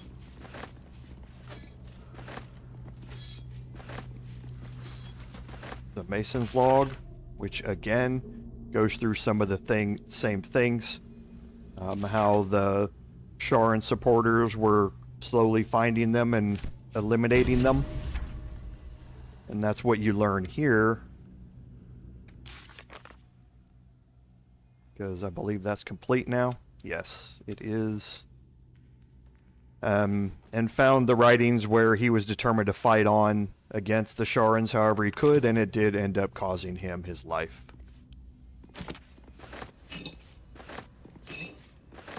There are a bunch of camp supplies here.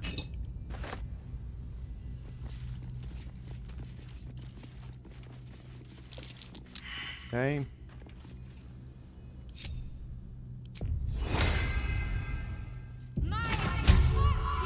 Still breathing, despite everything.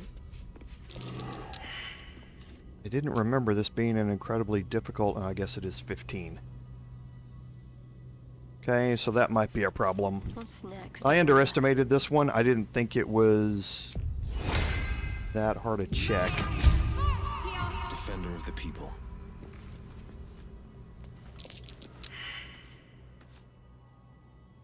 Keeping pace. Still breathing, despite everything.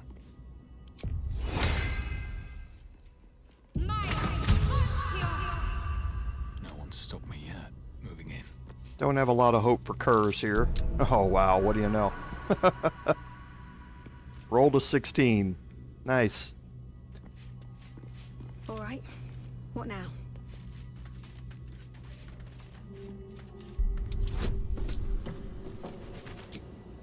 Okay, this is a DC 21.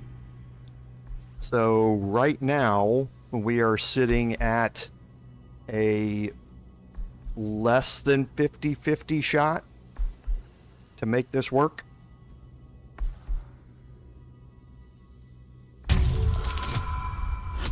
Good roll. That's what advantage can do for you right there.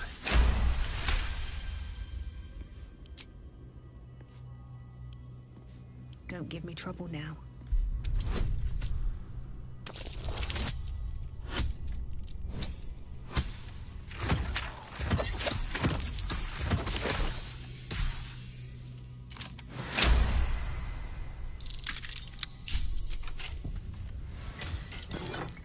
And in here you get the Helmet of Arcane Acuity. Now this thing, there are a lot of builds that work around this helmet. And specifically the Arcane Acuity trait.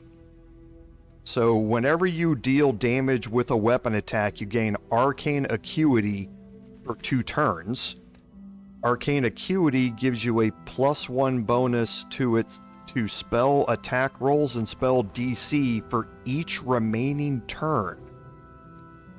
Now, that can be incredibly useful in that if I'm gaining 2 turns of this every time I hit somebody with a weapon attack, that means that if I'm dealing damage with my packed weapon, I can swing it twice, which means I can hit an enemy for 2 turns, or for 2 times, for 4 total turns of Arcane Acuity, and that gives me a +4 bonus to spell attack rolls, and a +4 spell DC. And this is what allows you to land debilitating spells like Tasha's Hideous Laughter, and Hold Person, and Hold Monster, and things like that against some of the most powerful boss enemies in the game. So for a melee spellcaster, and specifically for a bard, this helmet can do a lot for you in your higher difficulty playthroughs. Being able to land Banish and that sort of stuff for a cleric who has the Banish spell and who's based around melee can be incredibly useful as well. So once you get to end game in Act 3, a lot of those spells are a lot harder to land. Arcane Acuity helps you land those spells a lot more reliably. So check out, there are some great build guides that talk about the helmet and how to use it. So we have the Cap of Curing right now. So we're going to swap this out for the Helmet of Arcane Acuity. And you will see we're also probably going to take a look through our spell list and see what we can, or what we've learned in our spell book.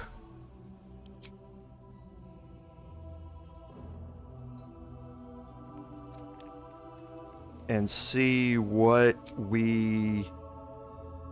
Okay, so we decided not to take any of those because we were focused here on our support spells for this. So as we level up here and we look at spells, we might want to add in Tasha's again as we go through this level up. So we're going to finish exploring here. We have another room over here to deal with.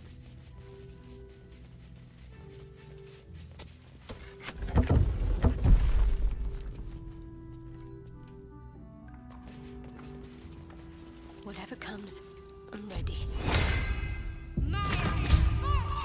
Never a dull moment.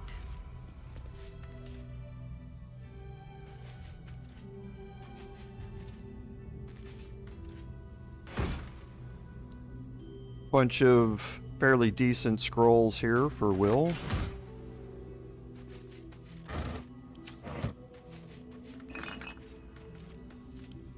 Camp supplies.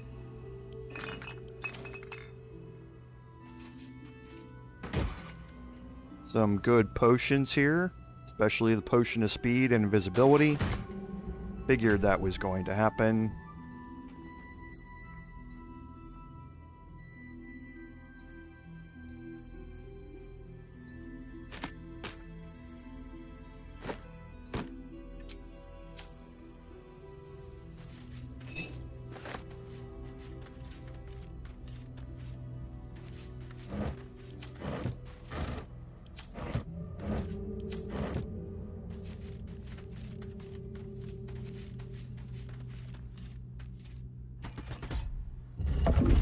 Okay, and the lever just opens and closes the door here. What path lies before me? I don't think there's anything else back here. There's not.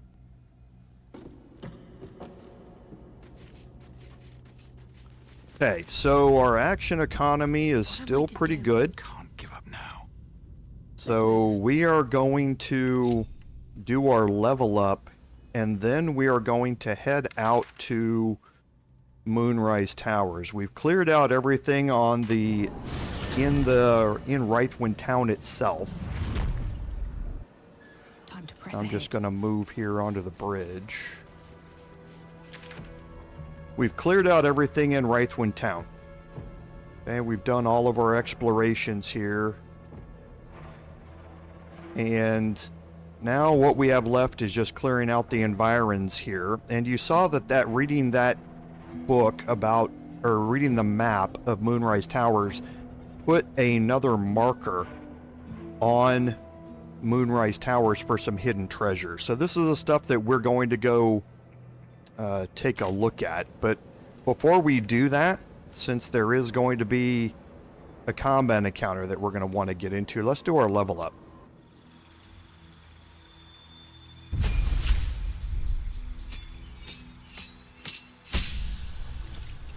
Okay, so we gain a cantrip here, and the cantrips that we are...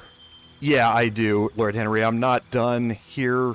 We're just going to go clear out the environs of Moonrise Towers before we head back to Last Light. Like we had mentioned earlier when you talked about the Snowburst Ring, I'm going to go look through the inventories back there anyway, so was planning to do that at that time. But yes, thank you for reminding me. So for cantrips here, True Strike, it's funny, True Strike is horrible here in the game, but it can actually be incredibly useful on a certain build where somebody went through an entire playthrough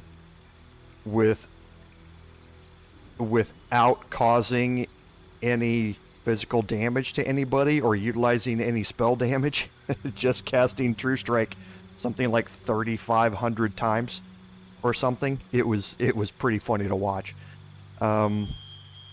So Vicious Mockery can be situationally useful in this case. So for spells, here's where we want to start taking a look at how we might want to adjust our spells a little bit for our bard. Because with Arcane Acuity, we can now land things like Tasha's Hideous Laughter a lot more reliably. But other things that we might have that have a saving throw associated with them, like Hold Person, again, we can now land that a lot more reliably. So I think I'm going to take a couple of these. I think I'm going to swap a couple of these out. So let's take Hold Person, and then let's look at our spell list here. I think I'm going to get rid of Cure Wounds. And I'm going to put Tasha's Hideous Laughter in here.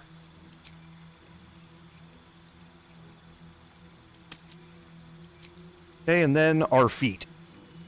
So at this point, what do we want to do to continue our Bard Lock progression here? And there are a few options here that can be useful for us. However, this feat selection is not necessarily all about these other feats down here. Again, there are some useful ones.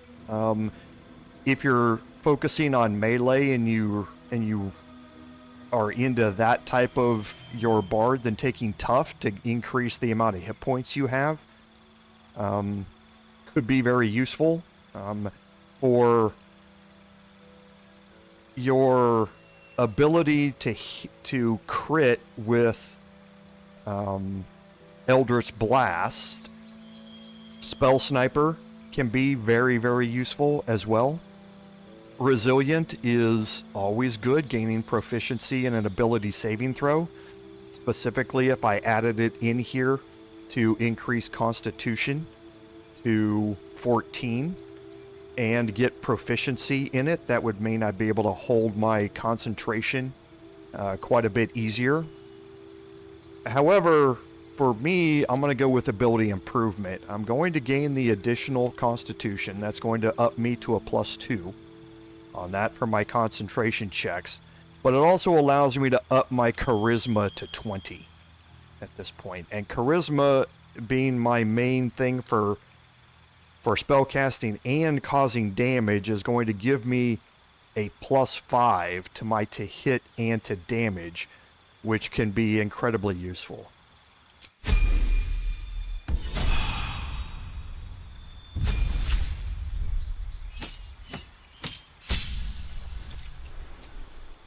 Okay, so for the Tempest Domain Cleric here, I'm going to continue with Shadowheart up through this point being pure Cleric. At level 9, she gains her level 5 spells here, and she gains her domain spells. Insect Plague is great. It's like a higher damage version of Spike Growth and all of that sort of stuff, where it's difficult terrain and you take damage when you move through it, which is very, very good at 4d10 piercing damage. However, the bread and butter here is actually Destructive Wave. Destructive Wave creates a shockwave in a huge radius around you that does an amazing amount of damage to nearby creatures and possibly knocks them prone. Now this does radiant and thunder damage, and with Shadowheart being specced out with both Radiating Orb and Reverberation, Destructive Wave just becomes a little stupid. Because you don't have to worry about possibly knocking anybody prone. They're taking enough damage, and we have enough synergies with our gear here that everybody's going to have like a -10 to hit from Radiating Orb, and everybody's going to be knocked prone. You just have to be careful in how you use it, and making sure that you have a clear area for Shadowheart to be able to cast it. But an incredibly damaging spell for a Tempest Cleric that becomes your bread and butter. Position yourself somewhere and get off an incredibly destructive AoE damaging spell for her to use. So for spell preparation here, I'm definitely going to swap one of these out, and I think I'm getting to the point where I'm going to swap out Guardian of Faith and add in Flame Strike.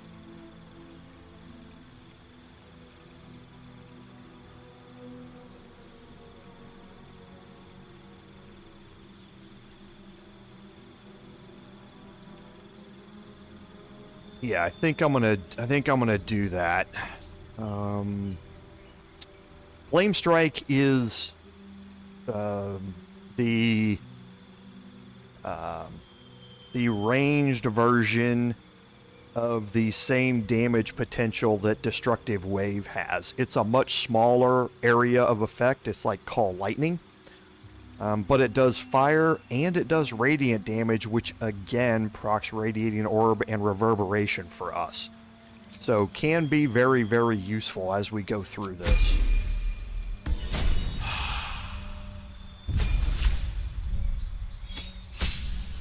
Okay, now here at Paladin, or at level 2 for our fighter, this is where we get the thing that really buffs up our Paladin, and that is Action Surge. getting access to this bumps up the damage dealing potential of a paladin to absurd levels. Especially being able to wield the packed weapon twice, and now action surging and being able to wield it 2 more times after that. You just deal an immense amount of damage. So level 2 in Fighter is definitely a huge damage boost that you need before you go into Act 3. And then the rest of your levels after that, you can start putting back into Paladin. But Action Surge gives you that boost, that damage boost that is just too useful to pass up.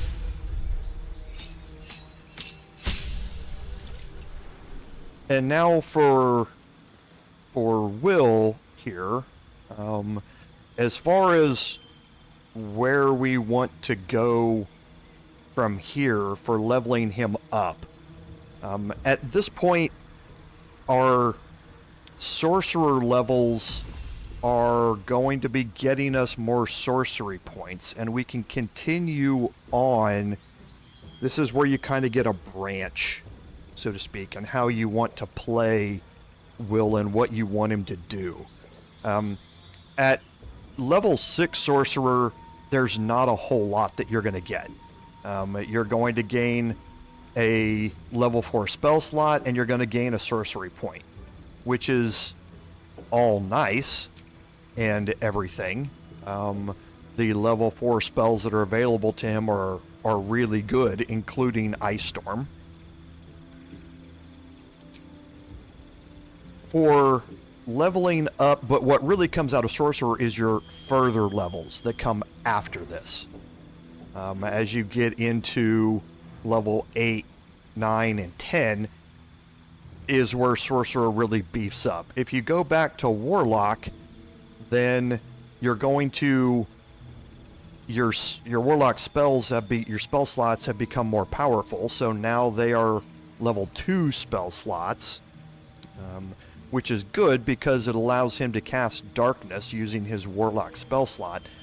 But Andy's going to gain access to those level 2 spells, but this is where you have the opportunity to now branch off into your various packs that you have.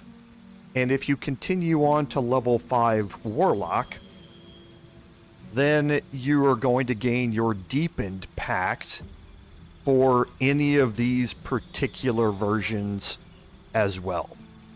So I'm going to take a rather interesting path here with Wyll going forward, and I'm going to kind of experiment with this as we go. I may end up respecking him completely out of this and continuing down the sorcerer route. The level 10 sorcerer, level 2 warlock, Eldritch Blast, spell sniper type of build is one of those very meta things to do. And man, I'm just convincing myself out of what I was going to do now.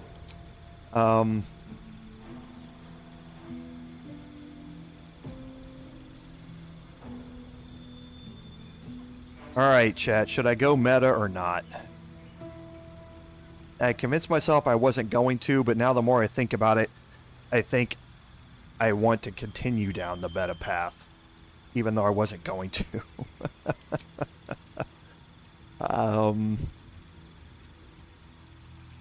So... Okay, yeah, I will. I'll continue down this way. I wasn't really going to go this way because there are 1,000 build guides out there about what to do with a 10-2 sorcerer warlock build, but I guess I'll go and do this and go the more meta route for it. So for Wyll here, again, you have a lot of other options here for your spells, but your bread and butter, if you're going this route, is simply Eldritch Blast. That's really what it is being able to maximize the usage of that, and that's why we have haste that we've already taken to be able to haste ourselves and cast Eldritch Blast a bunch more times. We have Quicken Spell, which allows us to cast it even more. So that's really what you're focused on. So your spell slots aren't nearly as important in their selections. Right now, I do have some, with Morning Frost, I have some cold-focused stuff that Ice Storm could be incredibly useful to do. So I'm going to choose that, and let's see if there's anything that we want to change out. I'll probably change out Hypnotic Pattern here.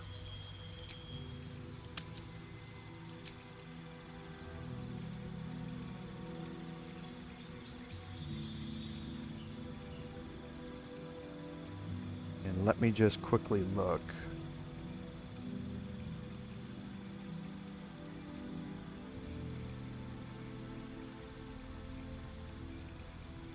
I find Enhanced Leap, I need it quite a bit outside of combat.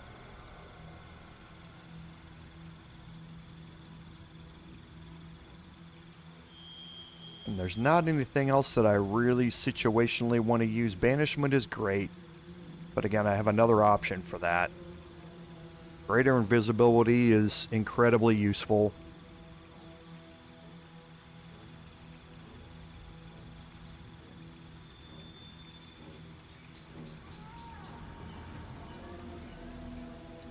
I think I am going to take it. I find it just way too useful.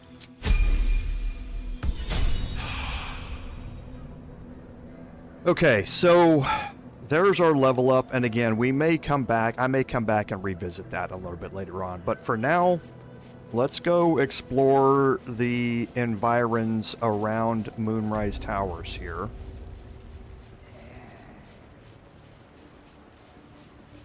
And we're going to open up the map around the outside a little bit. And just take a look at some things.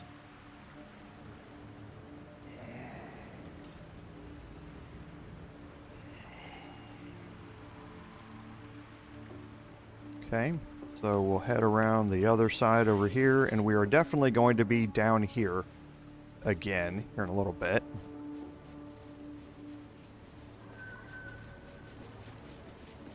And you can talk to the ghouls out here. Serve. Barely alive by most standards. And still it bows to the absolute. Yeah, Ostamar Banishment's, it's very, very good.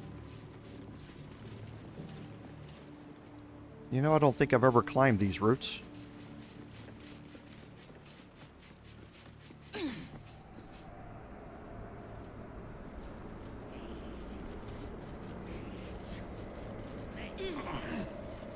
Okay.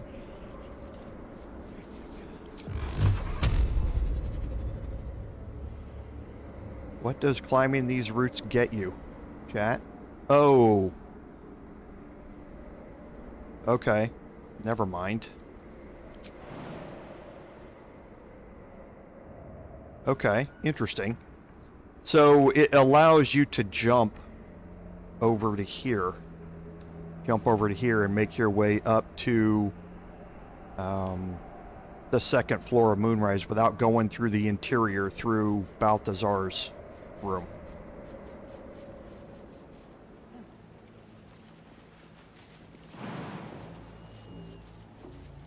Okay, everybody come on down here. Thank you.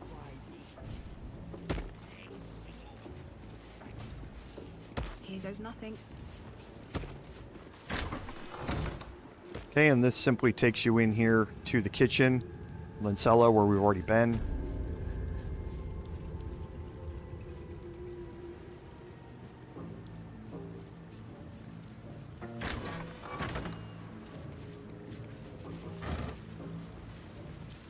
Okay, more camp supplies.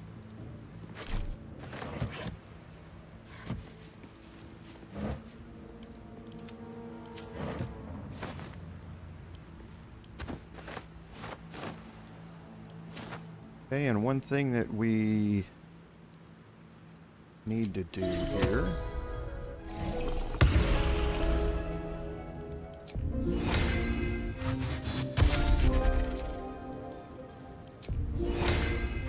I didn't get everybody prepped after the long rest, I guess.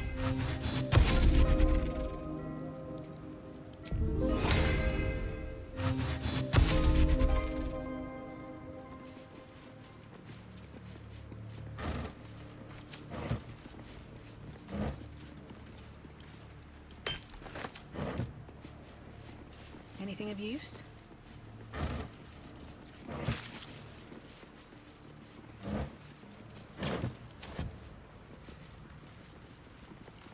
These are the stalking grounds of Steelclaw, furless one. Tread lightly. Fortunately for you, the slithering vermin I hunt has my attention. For now. It is a name I earned through bloodshed and death. Unfortunately, the more ignorant here refuse to use it. Fluffers, they call me. Idiots.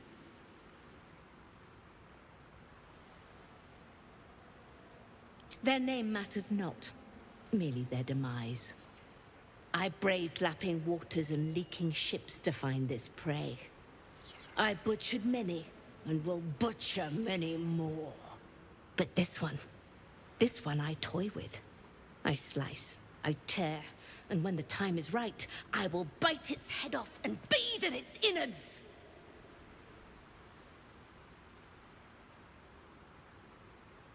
Luck is not needed. Merely patience and a thirst for blood. Hunt fast and hunt well. Okay. And yeah, Ostamura, that it can get you part of the way up there. You will still have to jump again to get farther up to get to the roof. So Steelclaw there is talking about this Mind Flayer tadpole over here. I would highly recommend that you do not pick this up. It doesn't do anything anyway. It's not like a regular Mind Flayer tadpole that can add to your tadpole list. This one's dead. It has some very, very weird properties with it, in that it looks like it's a stolen item. So if you drop it on the ground, even like the Harpers in the Last Light Inn will think that you are guilty of stealing something. I mean, it gets really, really strange. So I do not recommend picking it up. This is the spot that's marked on that map. Okay, and you can see the cracked wall here. We're getting close to the hidden treasure spot.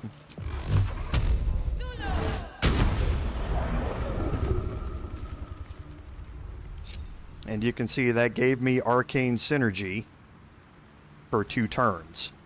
So the thing about the Helm of Arcane Acuity is that when it says, actually that was from my ring as well, right?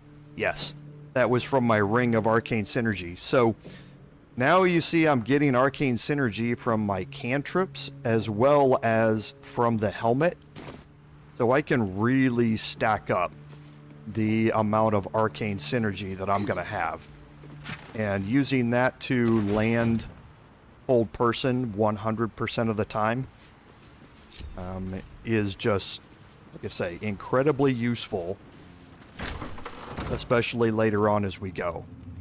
Okay, so that should have cleaned out most of, because here you can see this is where we were just a little bit ago. So we're going to head back and fast travel to... Actually, did we go up to the roof here?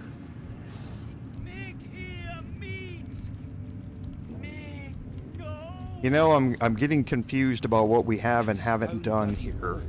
Have a taste if you don't believe us. Have we been to the Oubliette?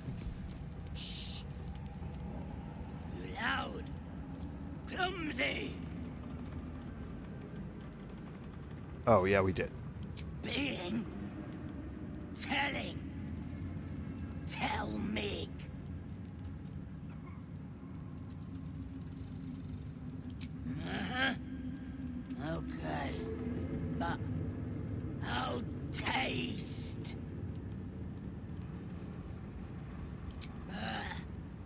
Make thought. True souls was brave. Yeah, I've got way too many, Ostermer. I can't remember what I have and have not done. I can't remember if we've been up there, up to the roof or not.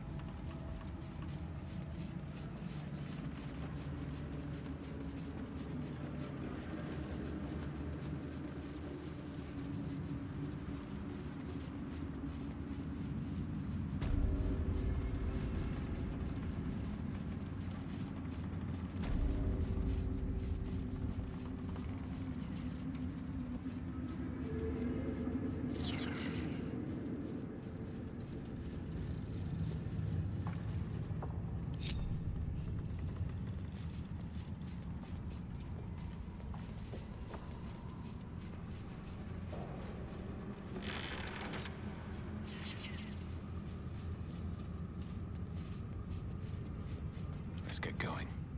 All's well that ends not as bad as it could have.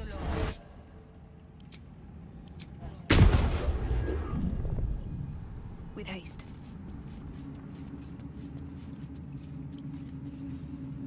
A couple turns should do it.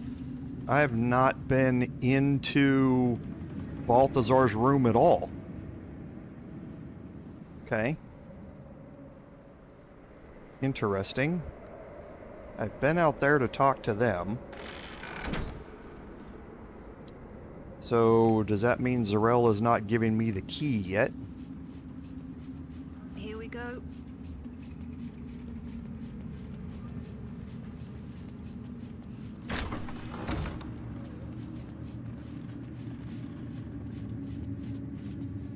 General Thorm's prayers and preparations must not be disturbed. The rooftop is off limits to everyone. I shouldn't have been here Even without the having disciples Shadowheart with me. Everyone. Keep watch and ensure that nobody passes. Excellent timing, true soul. The goblins. Tell me how they suffered. No, better yet, show me.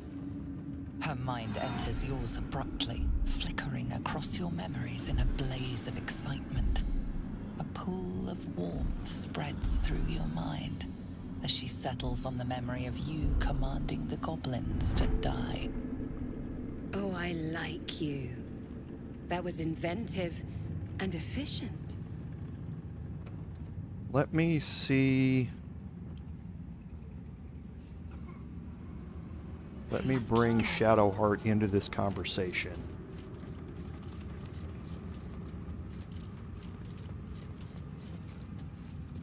Okay.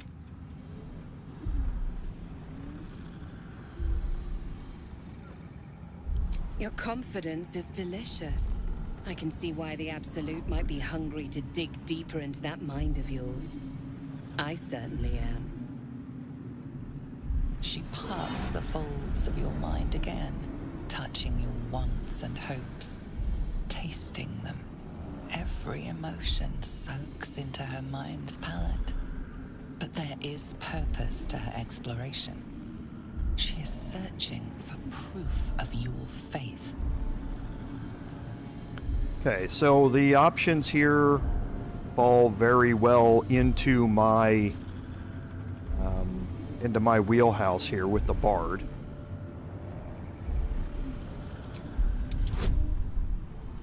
Total bonus is 16 just by itself here.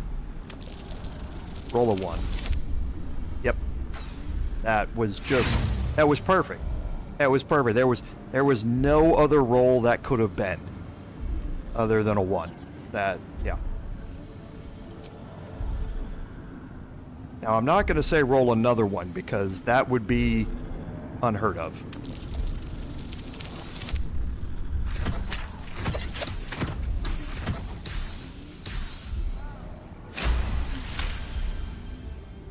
There is a tremor of shared ecstasy as she finds a mirror to her own desire. Perfect. You crave what all true souls should, to be touched by the Absolute.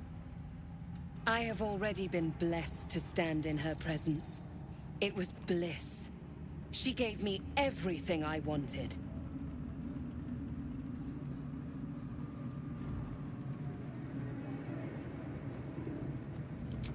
Why not?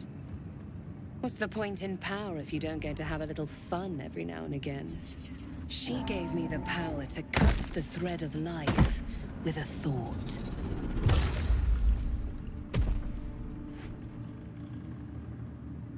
But I can caress as well as cut. That's why you should stay on my good side. And the best way to do that is to serve General Thorn. I have a mission for you. That's it. Play along. The closer you can get to the General, the closer you'll be to the answers you seek. There is a relic that General Thorn requires. He sent his most trusted advisor, disciple Balthazar, to retrieve it. The relic is beneath the Thorn family mausoleum. That is where you will find Balthazar. But we have lost contact with him. Go there, aid Balthazar if you can, and bring the relic home. The shadows around the mausoleum are deep and hungry. You'll need a moon lantern to survive them. Take one from Balthazar's chambers. But don't pry. The last person who snooped into his secrets lost their head. I believe he uses it as a chamber pot. Okay, she'll give you Balthazar's room key. And her killing the ogre here means that is one less enemy that you are going to have to fight later on. So that conversation option just makes a future fight that much easier. How much farther can I go? Okay, now you're able to move into Balthazar's room without any fear of being discovered or a reprisal.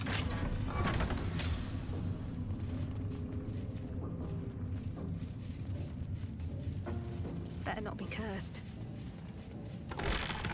And there are a lot of things in Balthazar's room here. Roots and blades always sharp. Oh, Shadowheart's almost full up, so let's go around with Wyll. What have we here?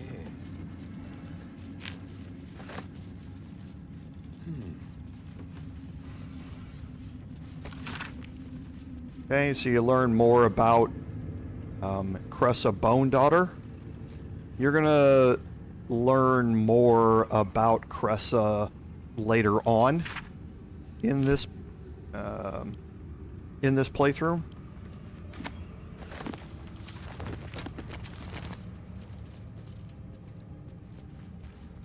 The disc is formed from slate and engraved with Githyanki writing. It I'm closely going to, resembles the yes, disc Lord that Henry, yeah. Lae'zel deciphered. There's no This time, the symbols real easily need to. resolve into coherent words and sentences.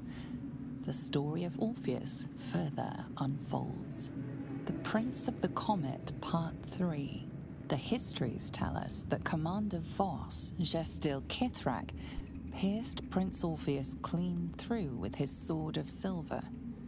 That his flesh was torn and fed to the great red dragon, Ephelaman. Vlaakith's faithful roar out this tale. But beneath the roars we hear whispers carrying truth and prophecy. The Prince of the Comet is not dead. The Prince of the Comet will come again. The Prince of the Comet will liberate us from Vlaakith's tyranny. Praise be to Mother Gith, Queen of the One Sky. Praise be to your son, Orpheus, the true heir, Prince of the Comet. The chapter ends there. This disc might be of some interest to Lae'zel. Okay, we've continued to learn more and more of these, of the legends behind Orpheus. That's going to become much more into play in the next act. As far as do I need Gale for this, you should have Gale for this. I don't think they have fixed this, or maybe they're not ever planning on fixing it. No time to rest. But the buff that you get Right tool will do the trick. from having Gale do this is currently not permanent, and we all think it should be permanent. So whether or not I use Gale for this is 6 of one, half dozen the other. Because as soon as you take a long rest, I think it goes away. So in here you have the derivation cloak. So when you poison a foe, you heal yourself for 1d4 hit points. Certain cleric domains have the ability to do a poison strike. And this can basically heal you every time you hit somebody with that poison strike. You can also do it for certain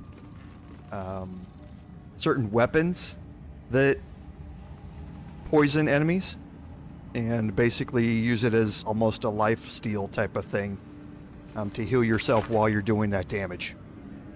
So again, Balthazar's talking about, you learned about Maglobiet when we rescued the goblin from the goblin camp.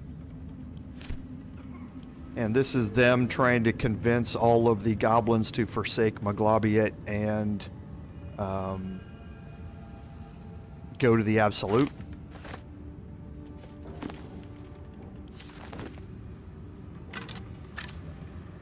Don't waste a step.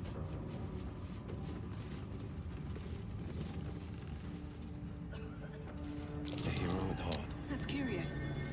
Okay, so did perceive the bookshelves here. One move ahead. And for that... So, another book talking about what Balthazar was doing. We're going to pick up one of these hearts. Then you can see on the floor here, there's some sort of trap here. We're going to look at Balthazar's apprentice. He's got a heart on him. That should be a clue about what has happened here. We can search this corpse. There's another heart on them there. And we'll go over here to the Traveler's Chest and the last set of Balthazar's notes. Some more crafting supplies. Looking ahead. The pride of the gate.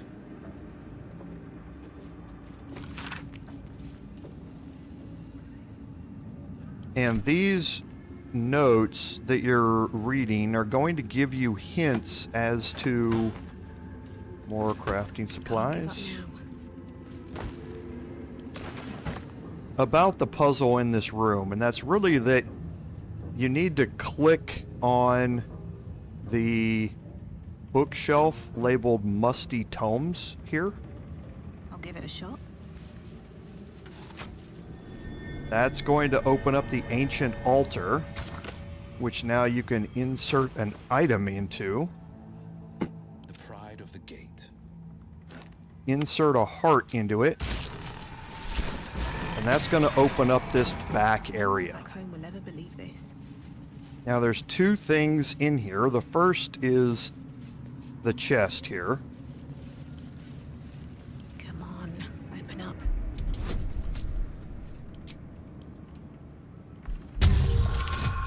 Ooh, bad rolls.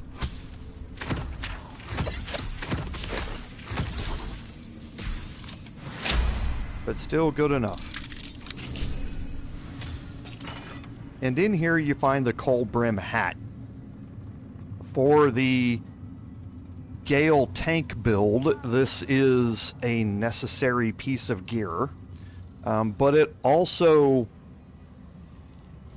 can be very useful for anybody who's inflicting a condition on a target.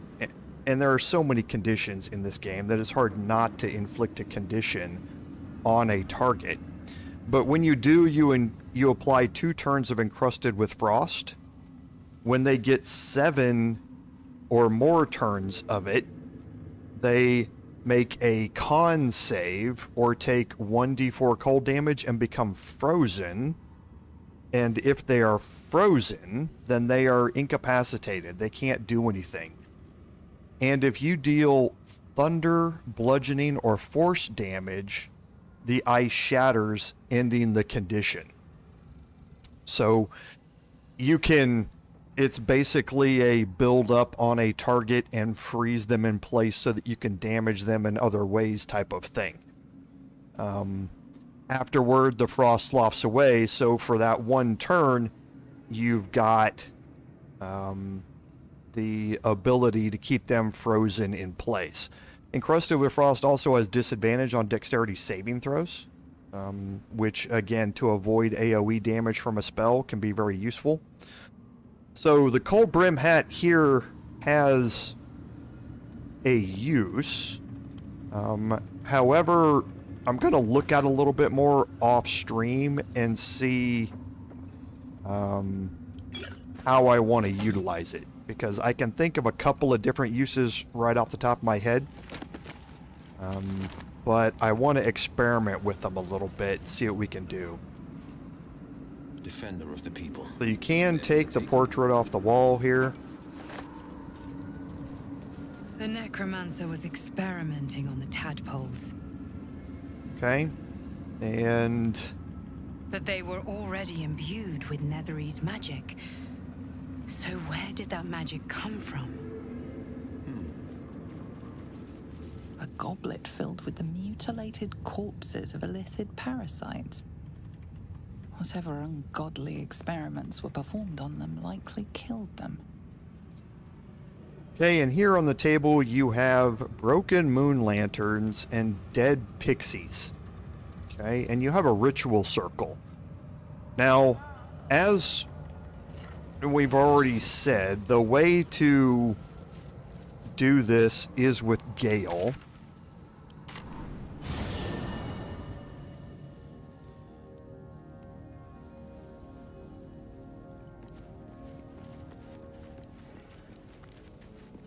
Let's chew the fat. Go ahead. I'm listening. Would that I could. But your entourage is full. You'll need to make room for me. Magical. So, shall we? Okay, and now I can leave camp now that Will's in our group. Yeah, the Gale tank build is... The Cold Brim Hat is very, very useful. So now we can have Gale interact with the ritual circle. A ritual circle? Judging by the shadow sigils inscribed, it was used in the creation of Balthazar's moon lanterns. Though its power is weakened, you could still use the shattered pixies Balthazar discarded to craft one final lantern. Not to repel the shadows, but to wield them. Mystra forbids the use of such magic. She would insist the sigils be destroyed, the circle's evil dissipated. But she is not here, and you are. Okay, so I believe in the Paladin playthrough we erased the sigils. Here, I'm going to craft the Shadow Lantern in this one. And for this...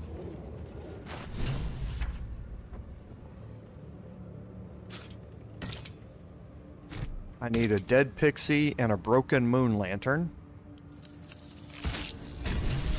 And you get the Shadow Lantern here.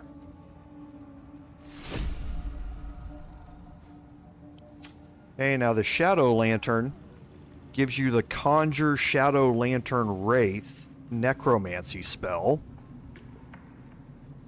And this is exactly what it sounds like. You conjure a shadow out of this to join your side in combat.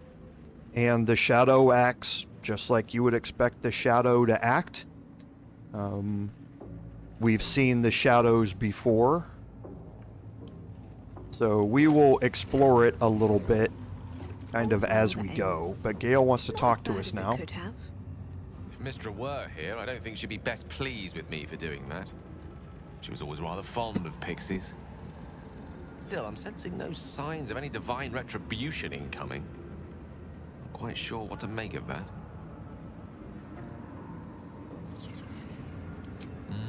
True enough.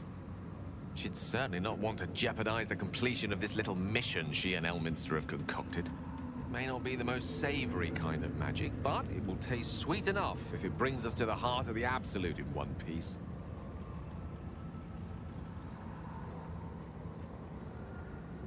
Quite the pair of legs you've got on you to make that kind of leap. No, Mystra wouldn't have issued an order like that if she was content for it to be ignored. She meant it. Perhaps so much so that she's willing to overlook transgressions like this. Now come. Best keep moving. We have many more shadows to face before we reach the heart of the Absolute. Okay, so once you've done that with Gale, then you can remove him from your party again. Swift as my feet can carry me. We'll bring Wyll back. Well met. I'd love to join, but I don't think there's enough space for me to squeeze in. I like how you think. Okay, and again, leave our camp and we're right back where we were. That whole process is so much simpler now than it used to be.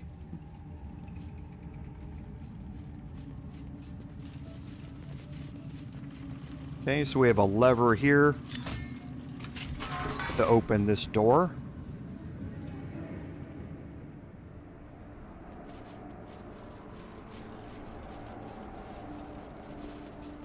And take us out here. Now here's where we get into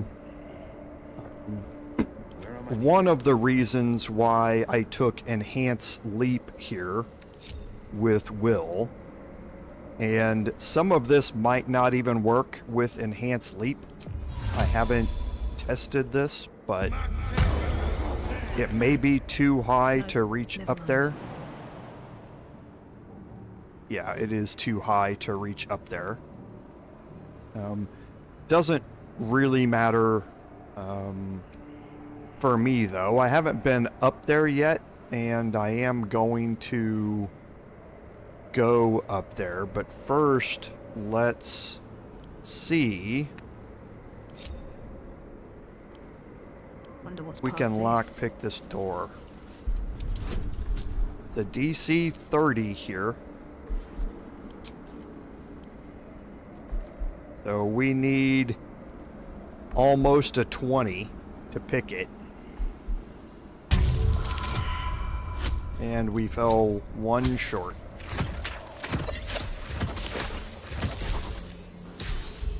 That's a shame. Okay, well, we're not going to waste any more on it Need to find a way to forward. pick our way in there. Astarion makes it easier because of his expertises that he has. We don't have that with anybody else, I don't believe.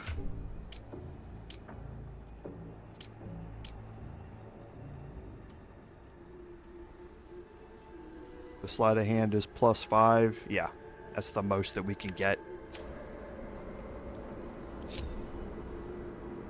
Okay, now for this, I'm going to head up here. And I'm going to solo this.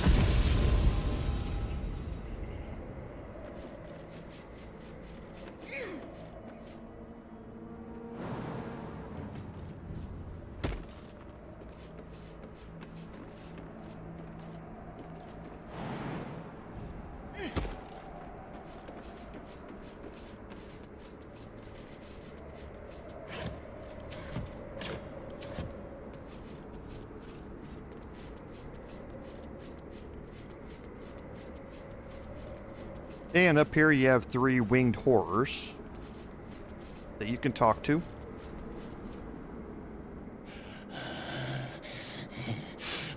Flesh. For the flesh. Silence. We hunger, true soul. The Absolute promised us a feast of corpses, and still we starve.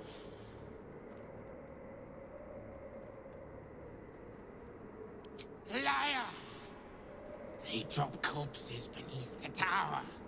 Some beast in the tunnels gets fat. While we go hungry. If the Absolute will not share her dead flesh, we will tear it from the backs of the living. As the symbol glows, power courses through you. Authority. So, you have some options here, and and some of these, like the Elithid tadpole version, will avoid the combat entirely by allowing or having two of the ghouls gang up on the other one and kill him. I actually want the XP here, so I'm going to attack. Wow, I rolled horribly.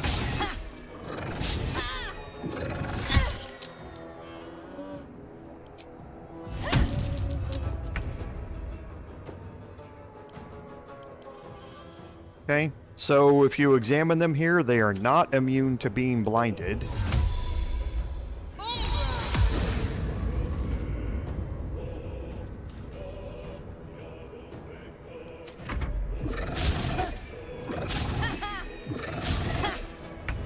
So yeah, now good luck.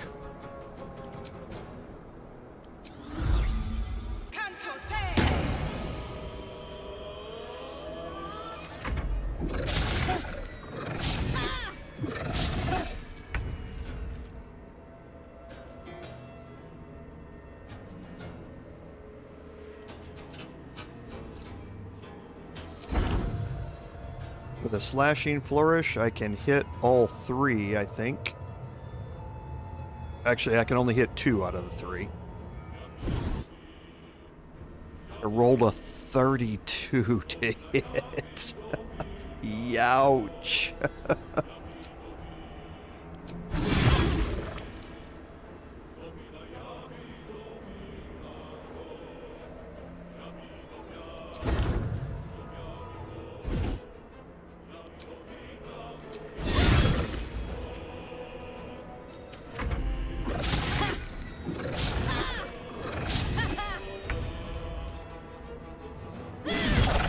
Oh. Boom goes the dynamite.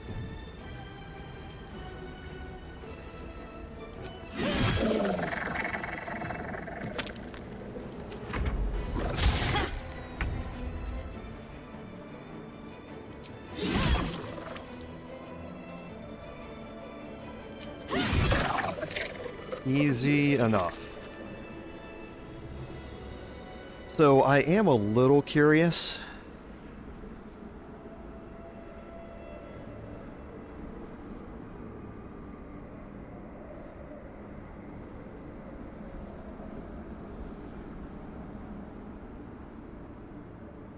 Rolled an 18.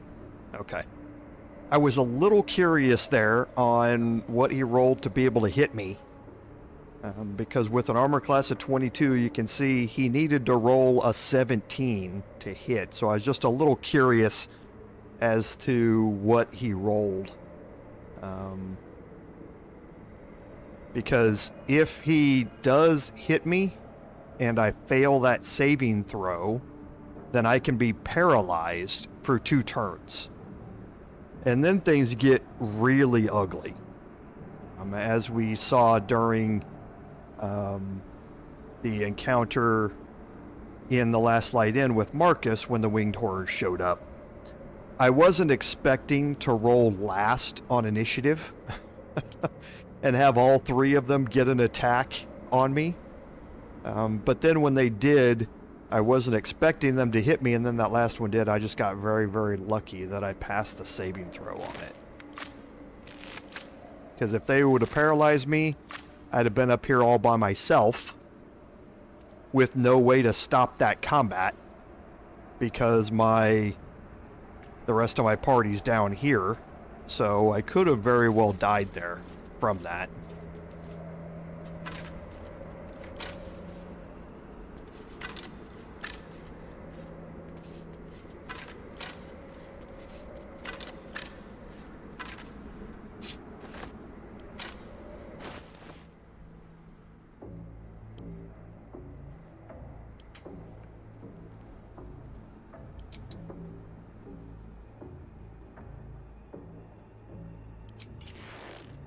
And thank you for reminding me, Lord Henry, to change my gloves and my ring.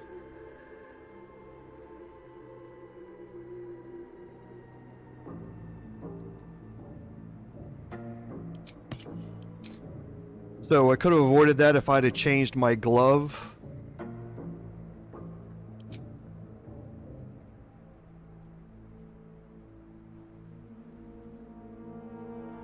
So I don't have any gloves that allow me to avoid being paralyzed right now.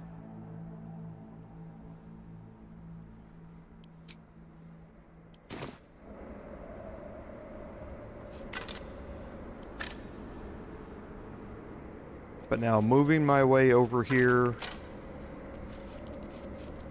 I'm going to head down these routes.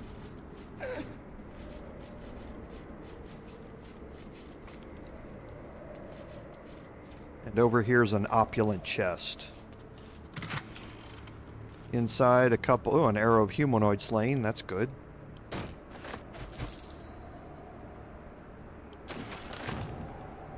Oh. That's what you mean by having the one additional armor class. Well, he rolled a 23. So my armor class would have been 23. He still would have hit me. But yeah, would have been even harder to hit me, but yeah, he did roll a 23.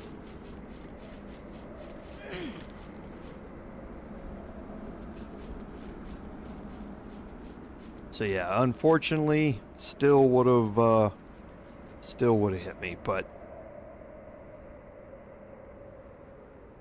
yeah, I certainly didn't expect to get hit there. But the game tends to play by its own rules. Yeah, no worries. No worries. So now I'm going to cast Featherball.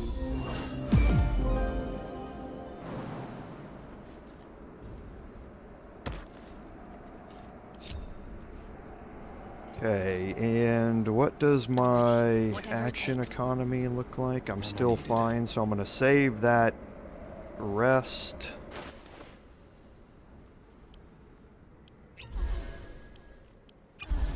Good enough. These boots have seen everything. Okay, and I think that's all that... No, we do have... We can go through this room here and have the combat with them.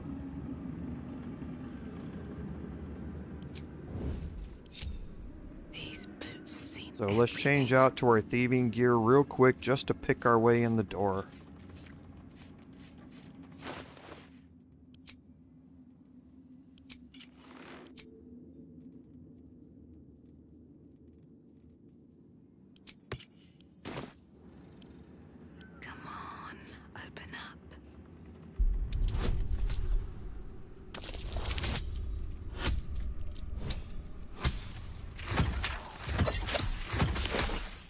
And then we'll take it back off.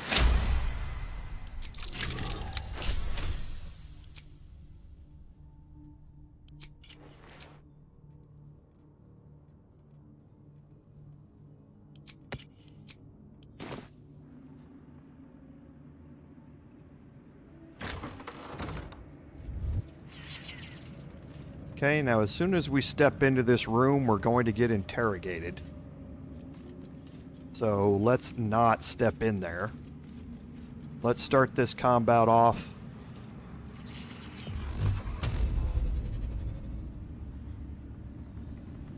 With a ranged attack. And we will try and get the scrying eye in this attack.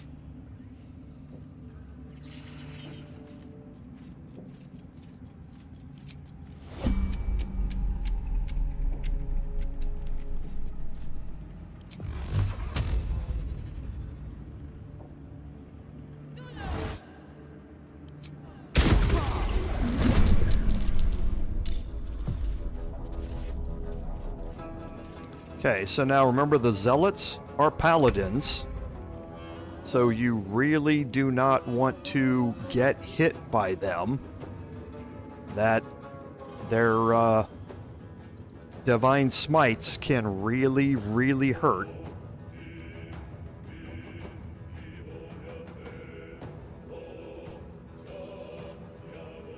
Where's his detection cone? Unfortunately, his detection cone comes way out here.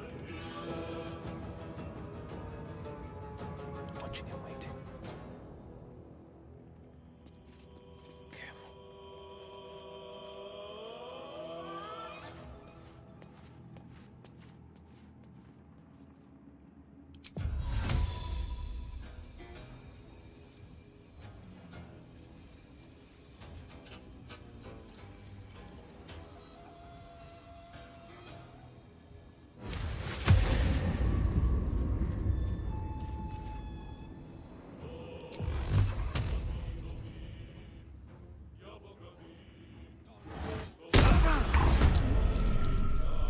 Okay, now he... Why is he not blinded?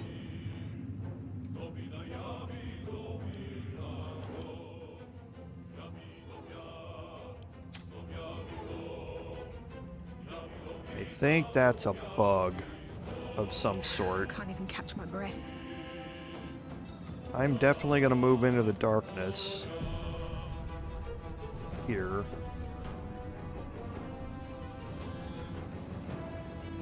Maybe I should stay crouched forever.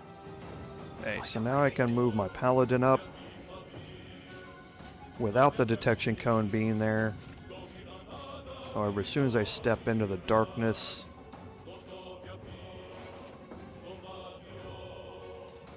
probably going to bring me into combat. It is not.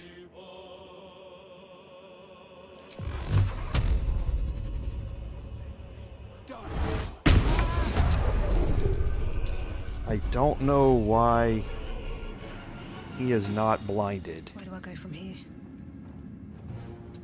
But I'm going to move up here and take the attack if there's going to be one. Cloak and dagger. My favorite. Need to The 23 armor class, hopefully.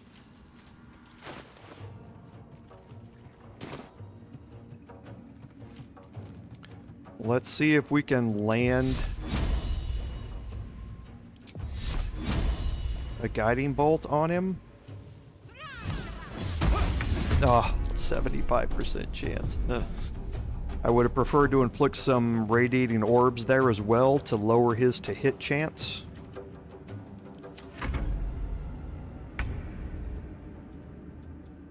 Okay, he might just be bugged entirely here. Another fight. Let's go. Need to stay focused.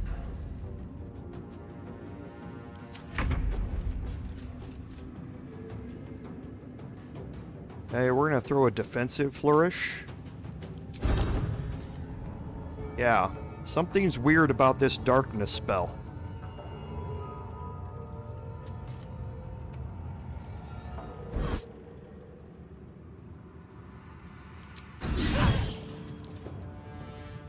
Okay, so now my armor class should be 27. Yep.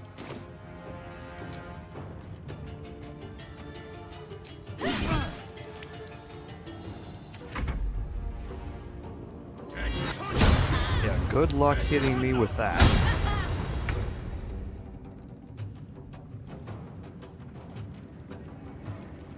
So he rolled a 9,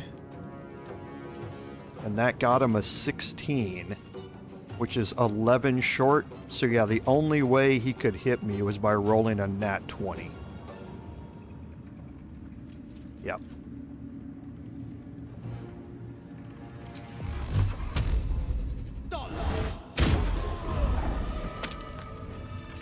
Okay, but the darkness did take effect there. It just, for some reason, didn't take effect when I cast it on him, because when I cast in there, for some reason it didn't bring Wyll into combat either. So it was a little weird.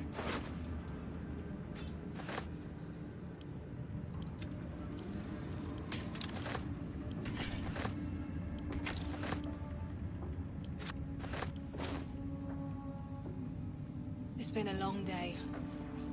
I need to rest soon. Now this door is probably the same DC.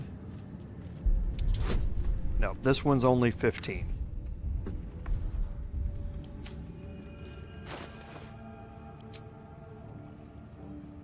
whatnot. Boots, gloves.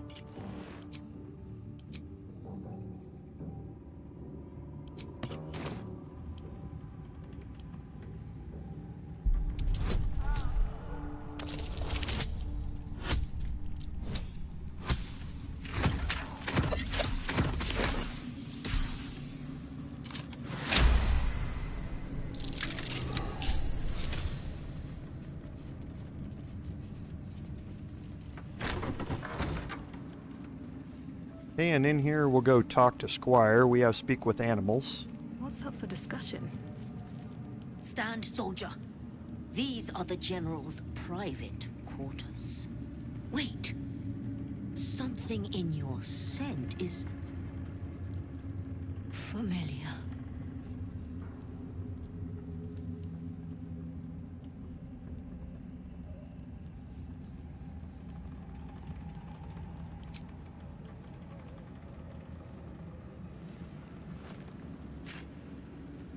Take me for a teething pup? Get that out of my face. Though whichever whelp owns that thing smells happy. Safe. I've not scented such a thing since I was flesh. Since my master brought me back, this place smells wrong. His family is gone. Replaced by bootlickers and beasts. You are neither. So tell me true. What is your purpose here?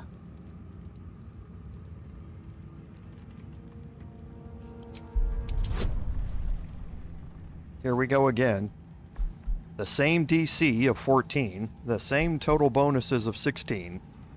If I roll a 1 here, well, I don't know what I'm going to do.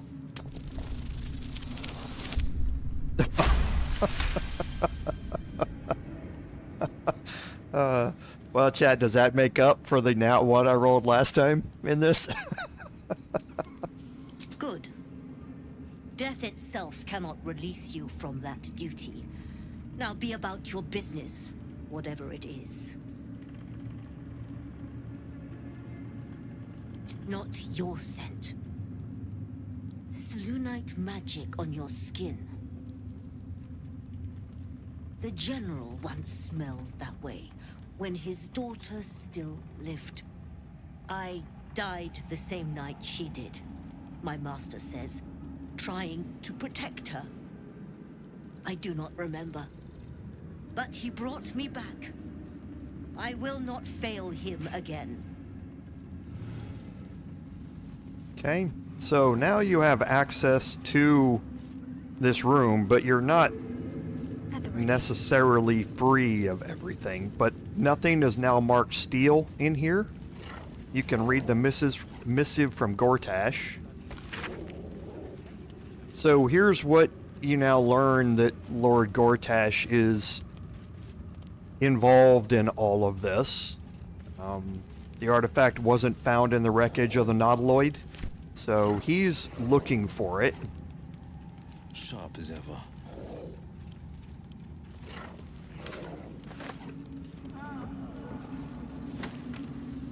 Okay, we have some various items here, an absolute outfit.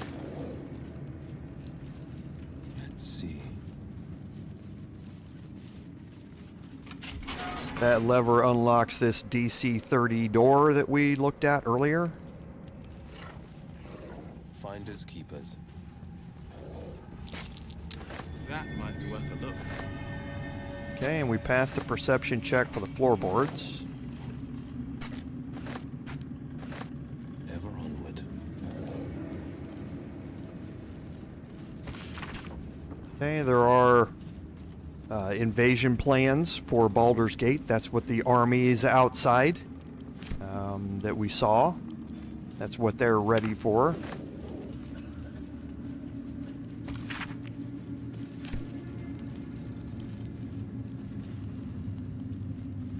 More invasion plans for the rest of the Sword Coast. So there are some grand plans here that they have.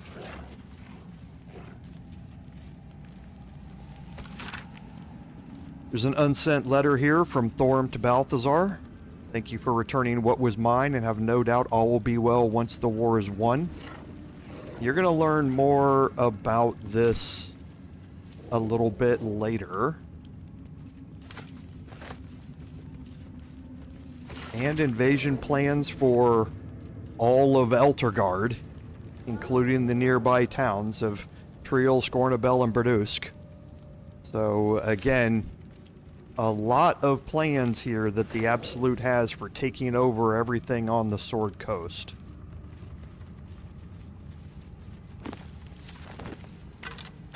Well, I should rephrase that. What the Chosen have planned, utilizing the Absolute to take over the Sword Coast. A long way to go still. I'll give it a try.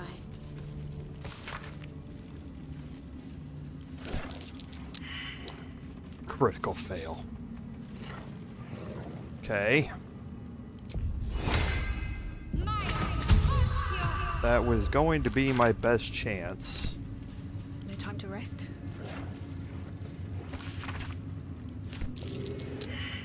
Yeah, because it's a decent... And I rolled a 2.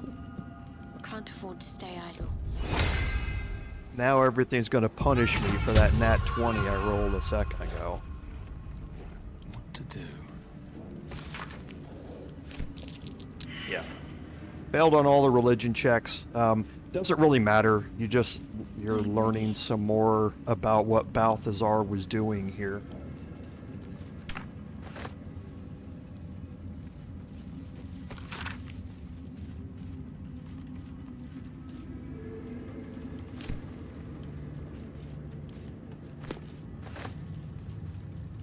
This better be good.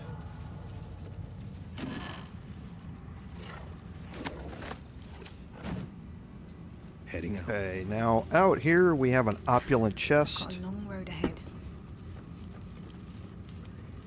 Bet I can crack that open.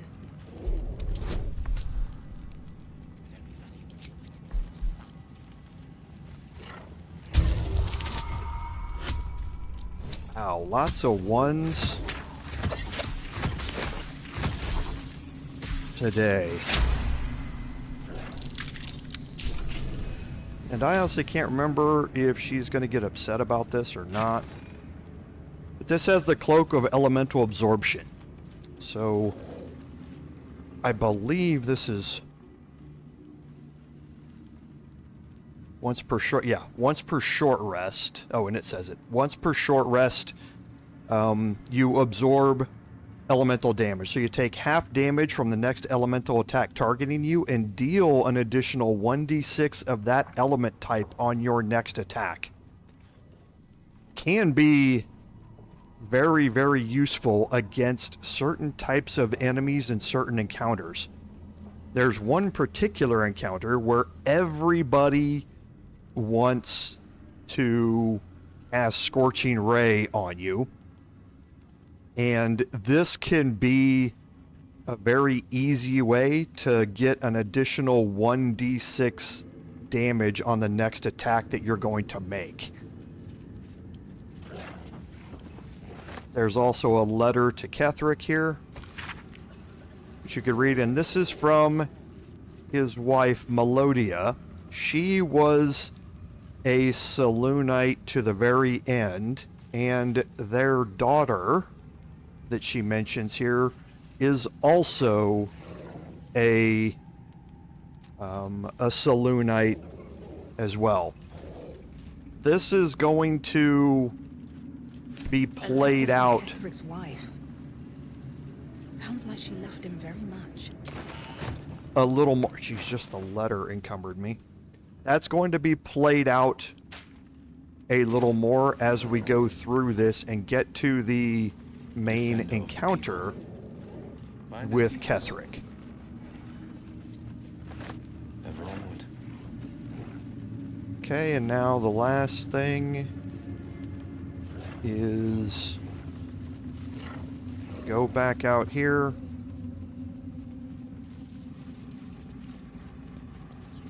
And we will end with one more thing today.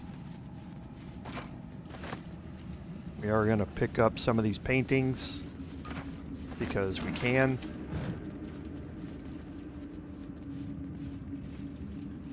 One more here.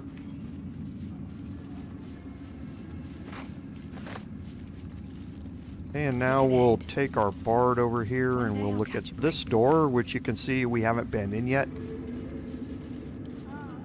Wonder what's past this.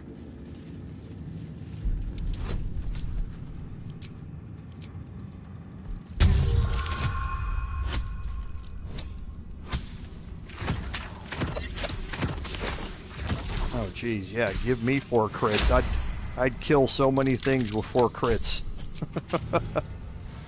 And now again, change out to our gloves.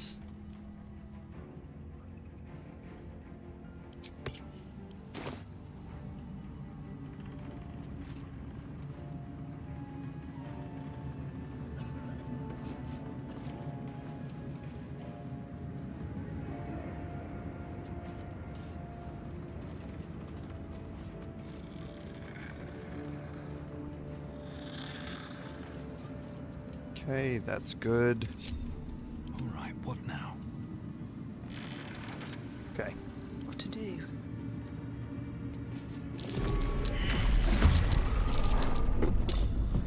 Alright, now we're in it with the Mimic here.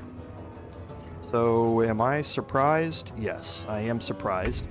But nobody else is surprised. That's why when you go in here, if you're not confident you're going to pass the perception check on the Mimic, break your group apart. The surprise condition only applies to everybody in the group if you were all grouped together. Otherwise, it's only the person who failed that perception check. So now I still have the opportunity to make my attacks with the other people in my party.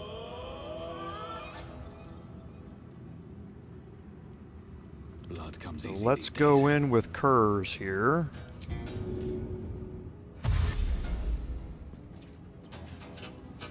May the gods take you first. Oh, this is gonna hurt. Oh, this is gonna hurt. No, I don't need to. I'll hold that last one. Because I can action surge. And it's all over. And now you can see what I'm getting at with with the action surge ability from or on your paladin. It really just takes it to an entirely new level.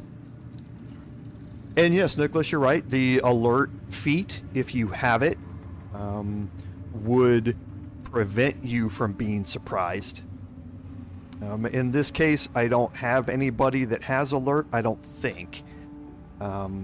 So in my case, it was just as easy to make sure the party was split when I came into this room, and basically did the same thing.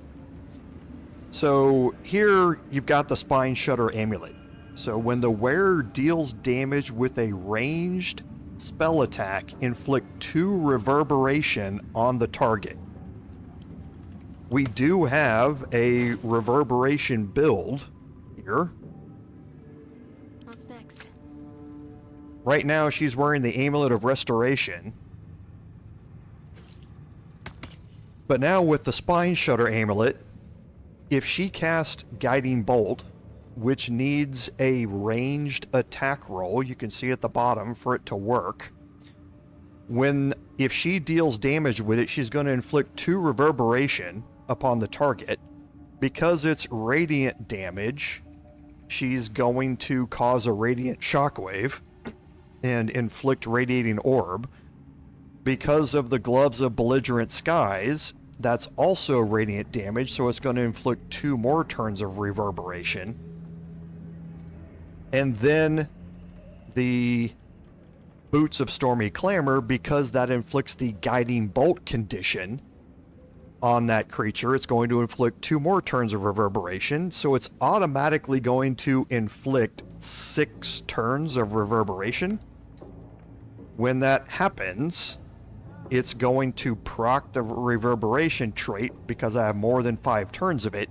So they're going to take thunder damage and possibly fall prone.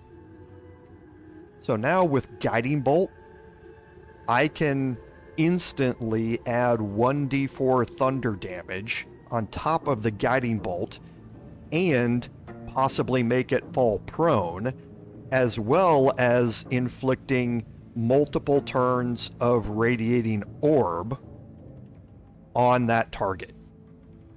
So now your reverberation setup is complete with the Spine Shudder Amulet. So now with her dealing radiant damage and reverberation with all of that, and remember, the Gloves of Belligerent Skies is thunder damage or radiant damage, so that means Destructive Wave, dealing both, becomes incredibly useful. So now just a Guiding Bolt can knock somebody prone, and if they're prone, then I can run up to them and all of my melee attacks have advantage. And it works on a lot of people. I have seen reverberation knock over some of the most powerful enemies in the game. Watching other people's playthroughs. So can be very useful. And yeah, that is going to finish out her gear for now. Obviously, when we get into Act 3, things are going to adjust a little bit. But for now, all the way up through the end of this act, and through the first part of Act 3 in the lower city, yes, her build is pretty much complete now. Keeping pace. Never a dull moment.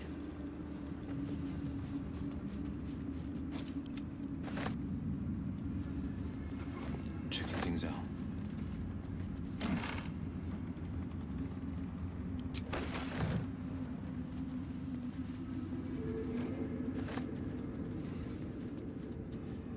Okay, and there's a plaque over here.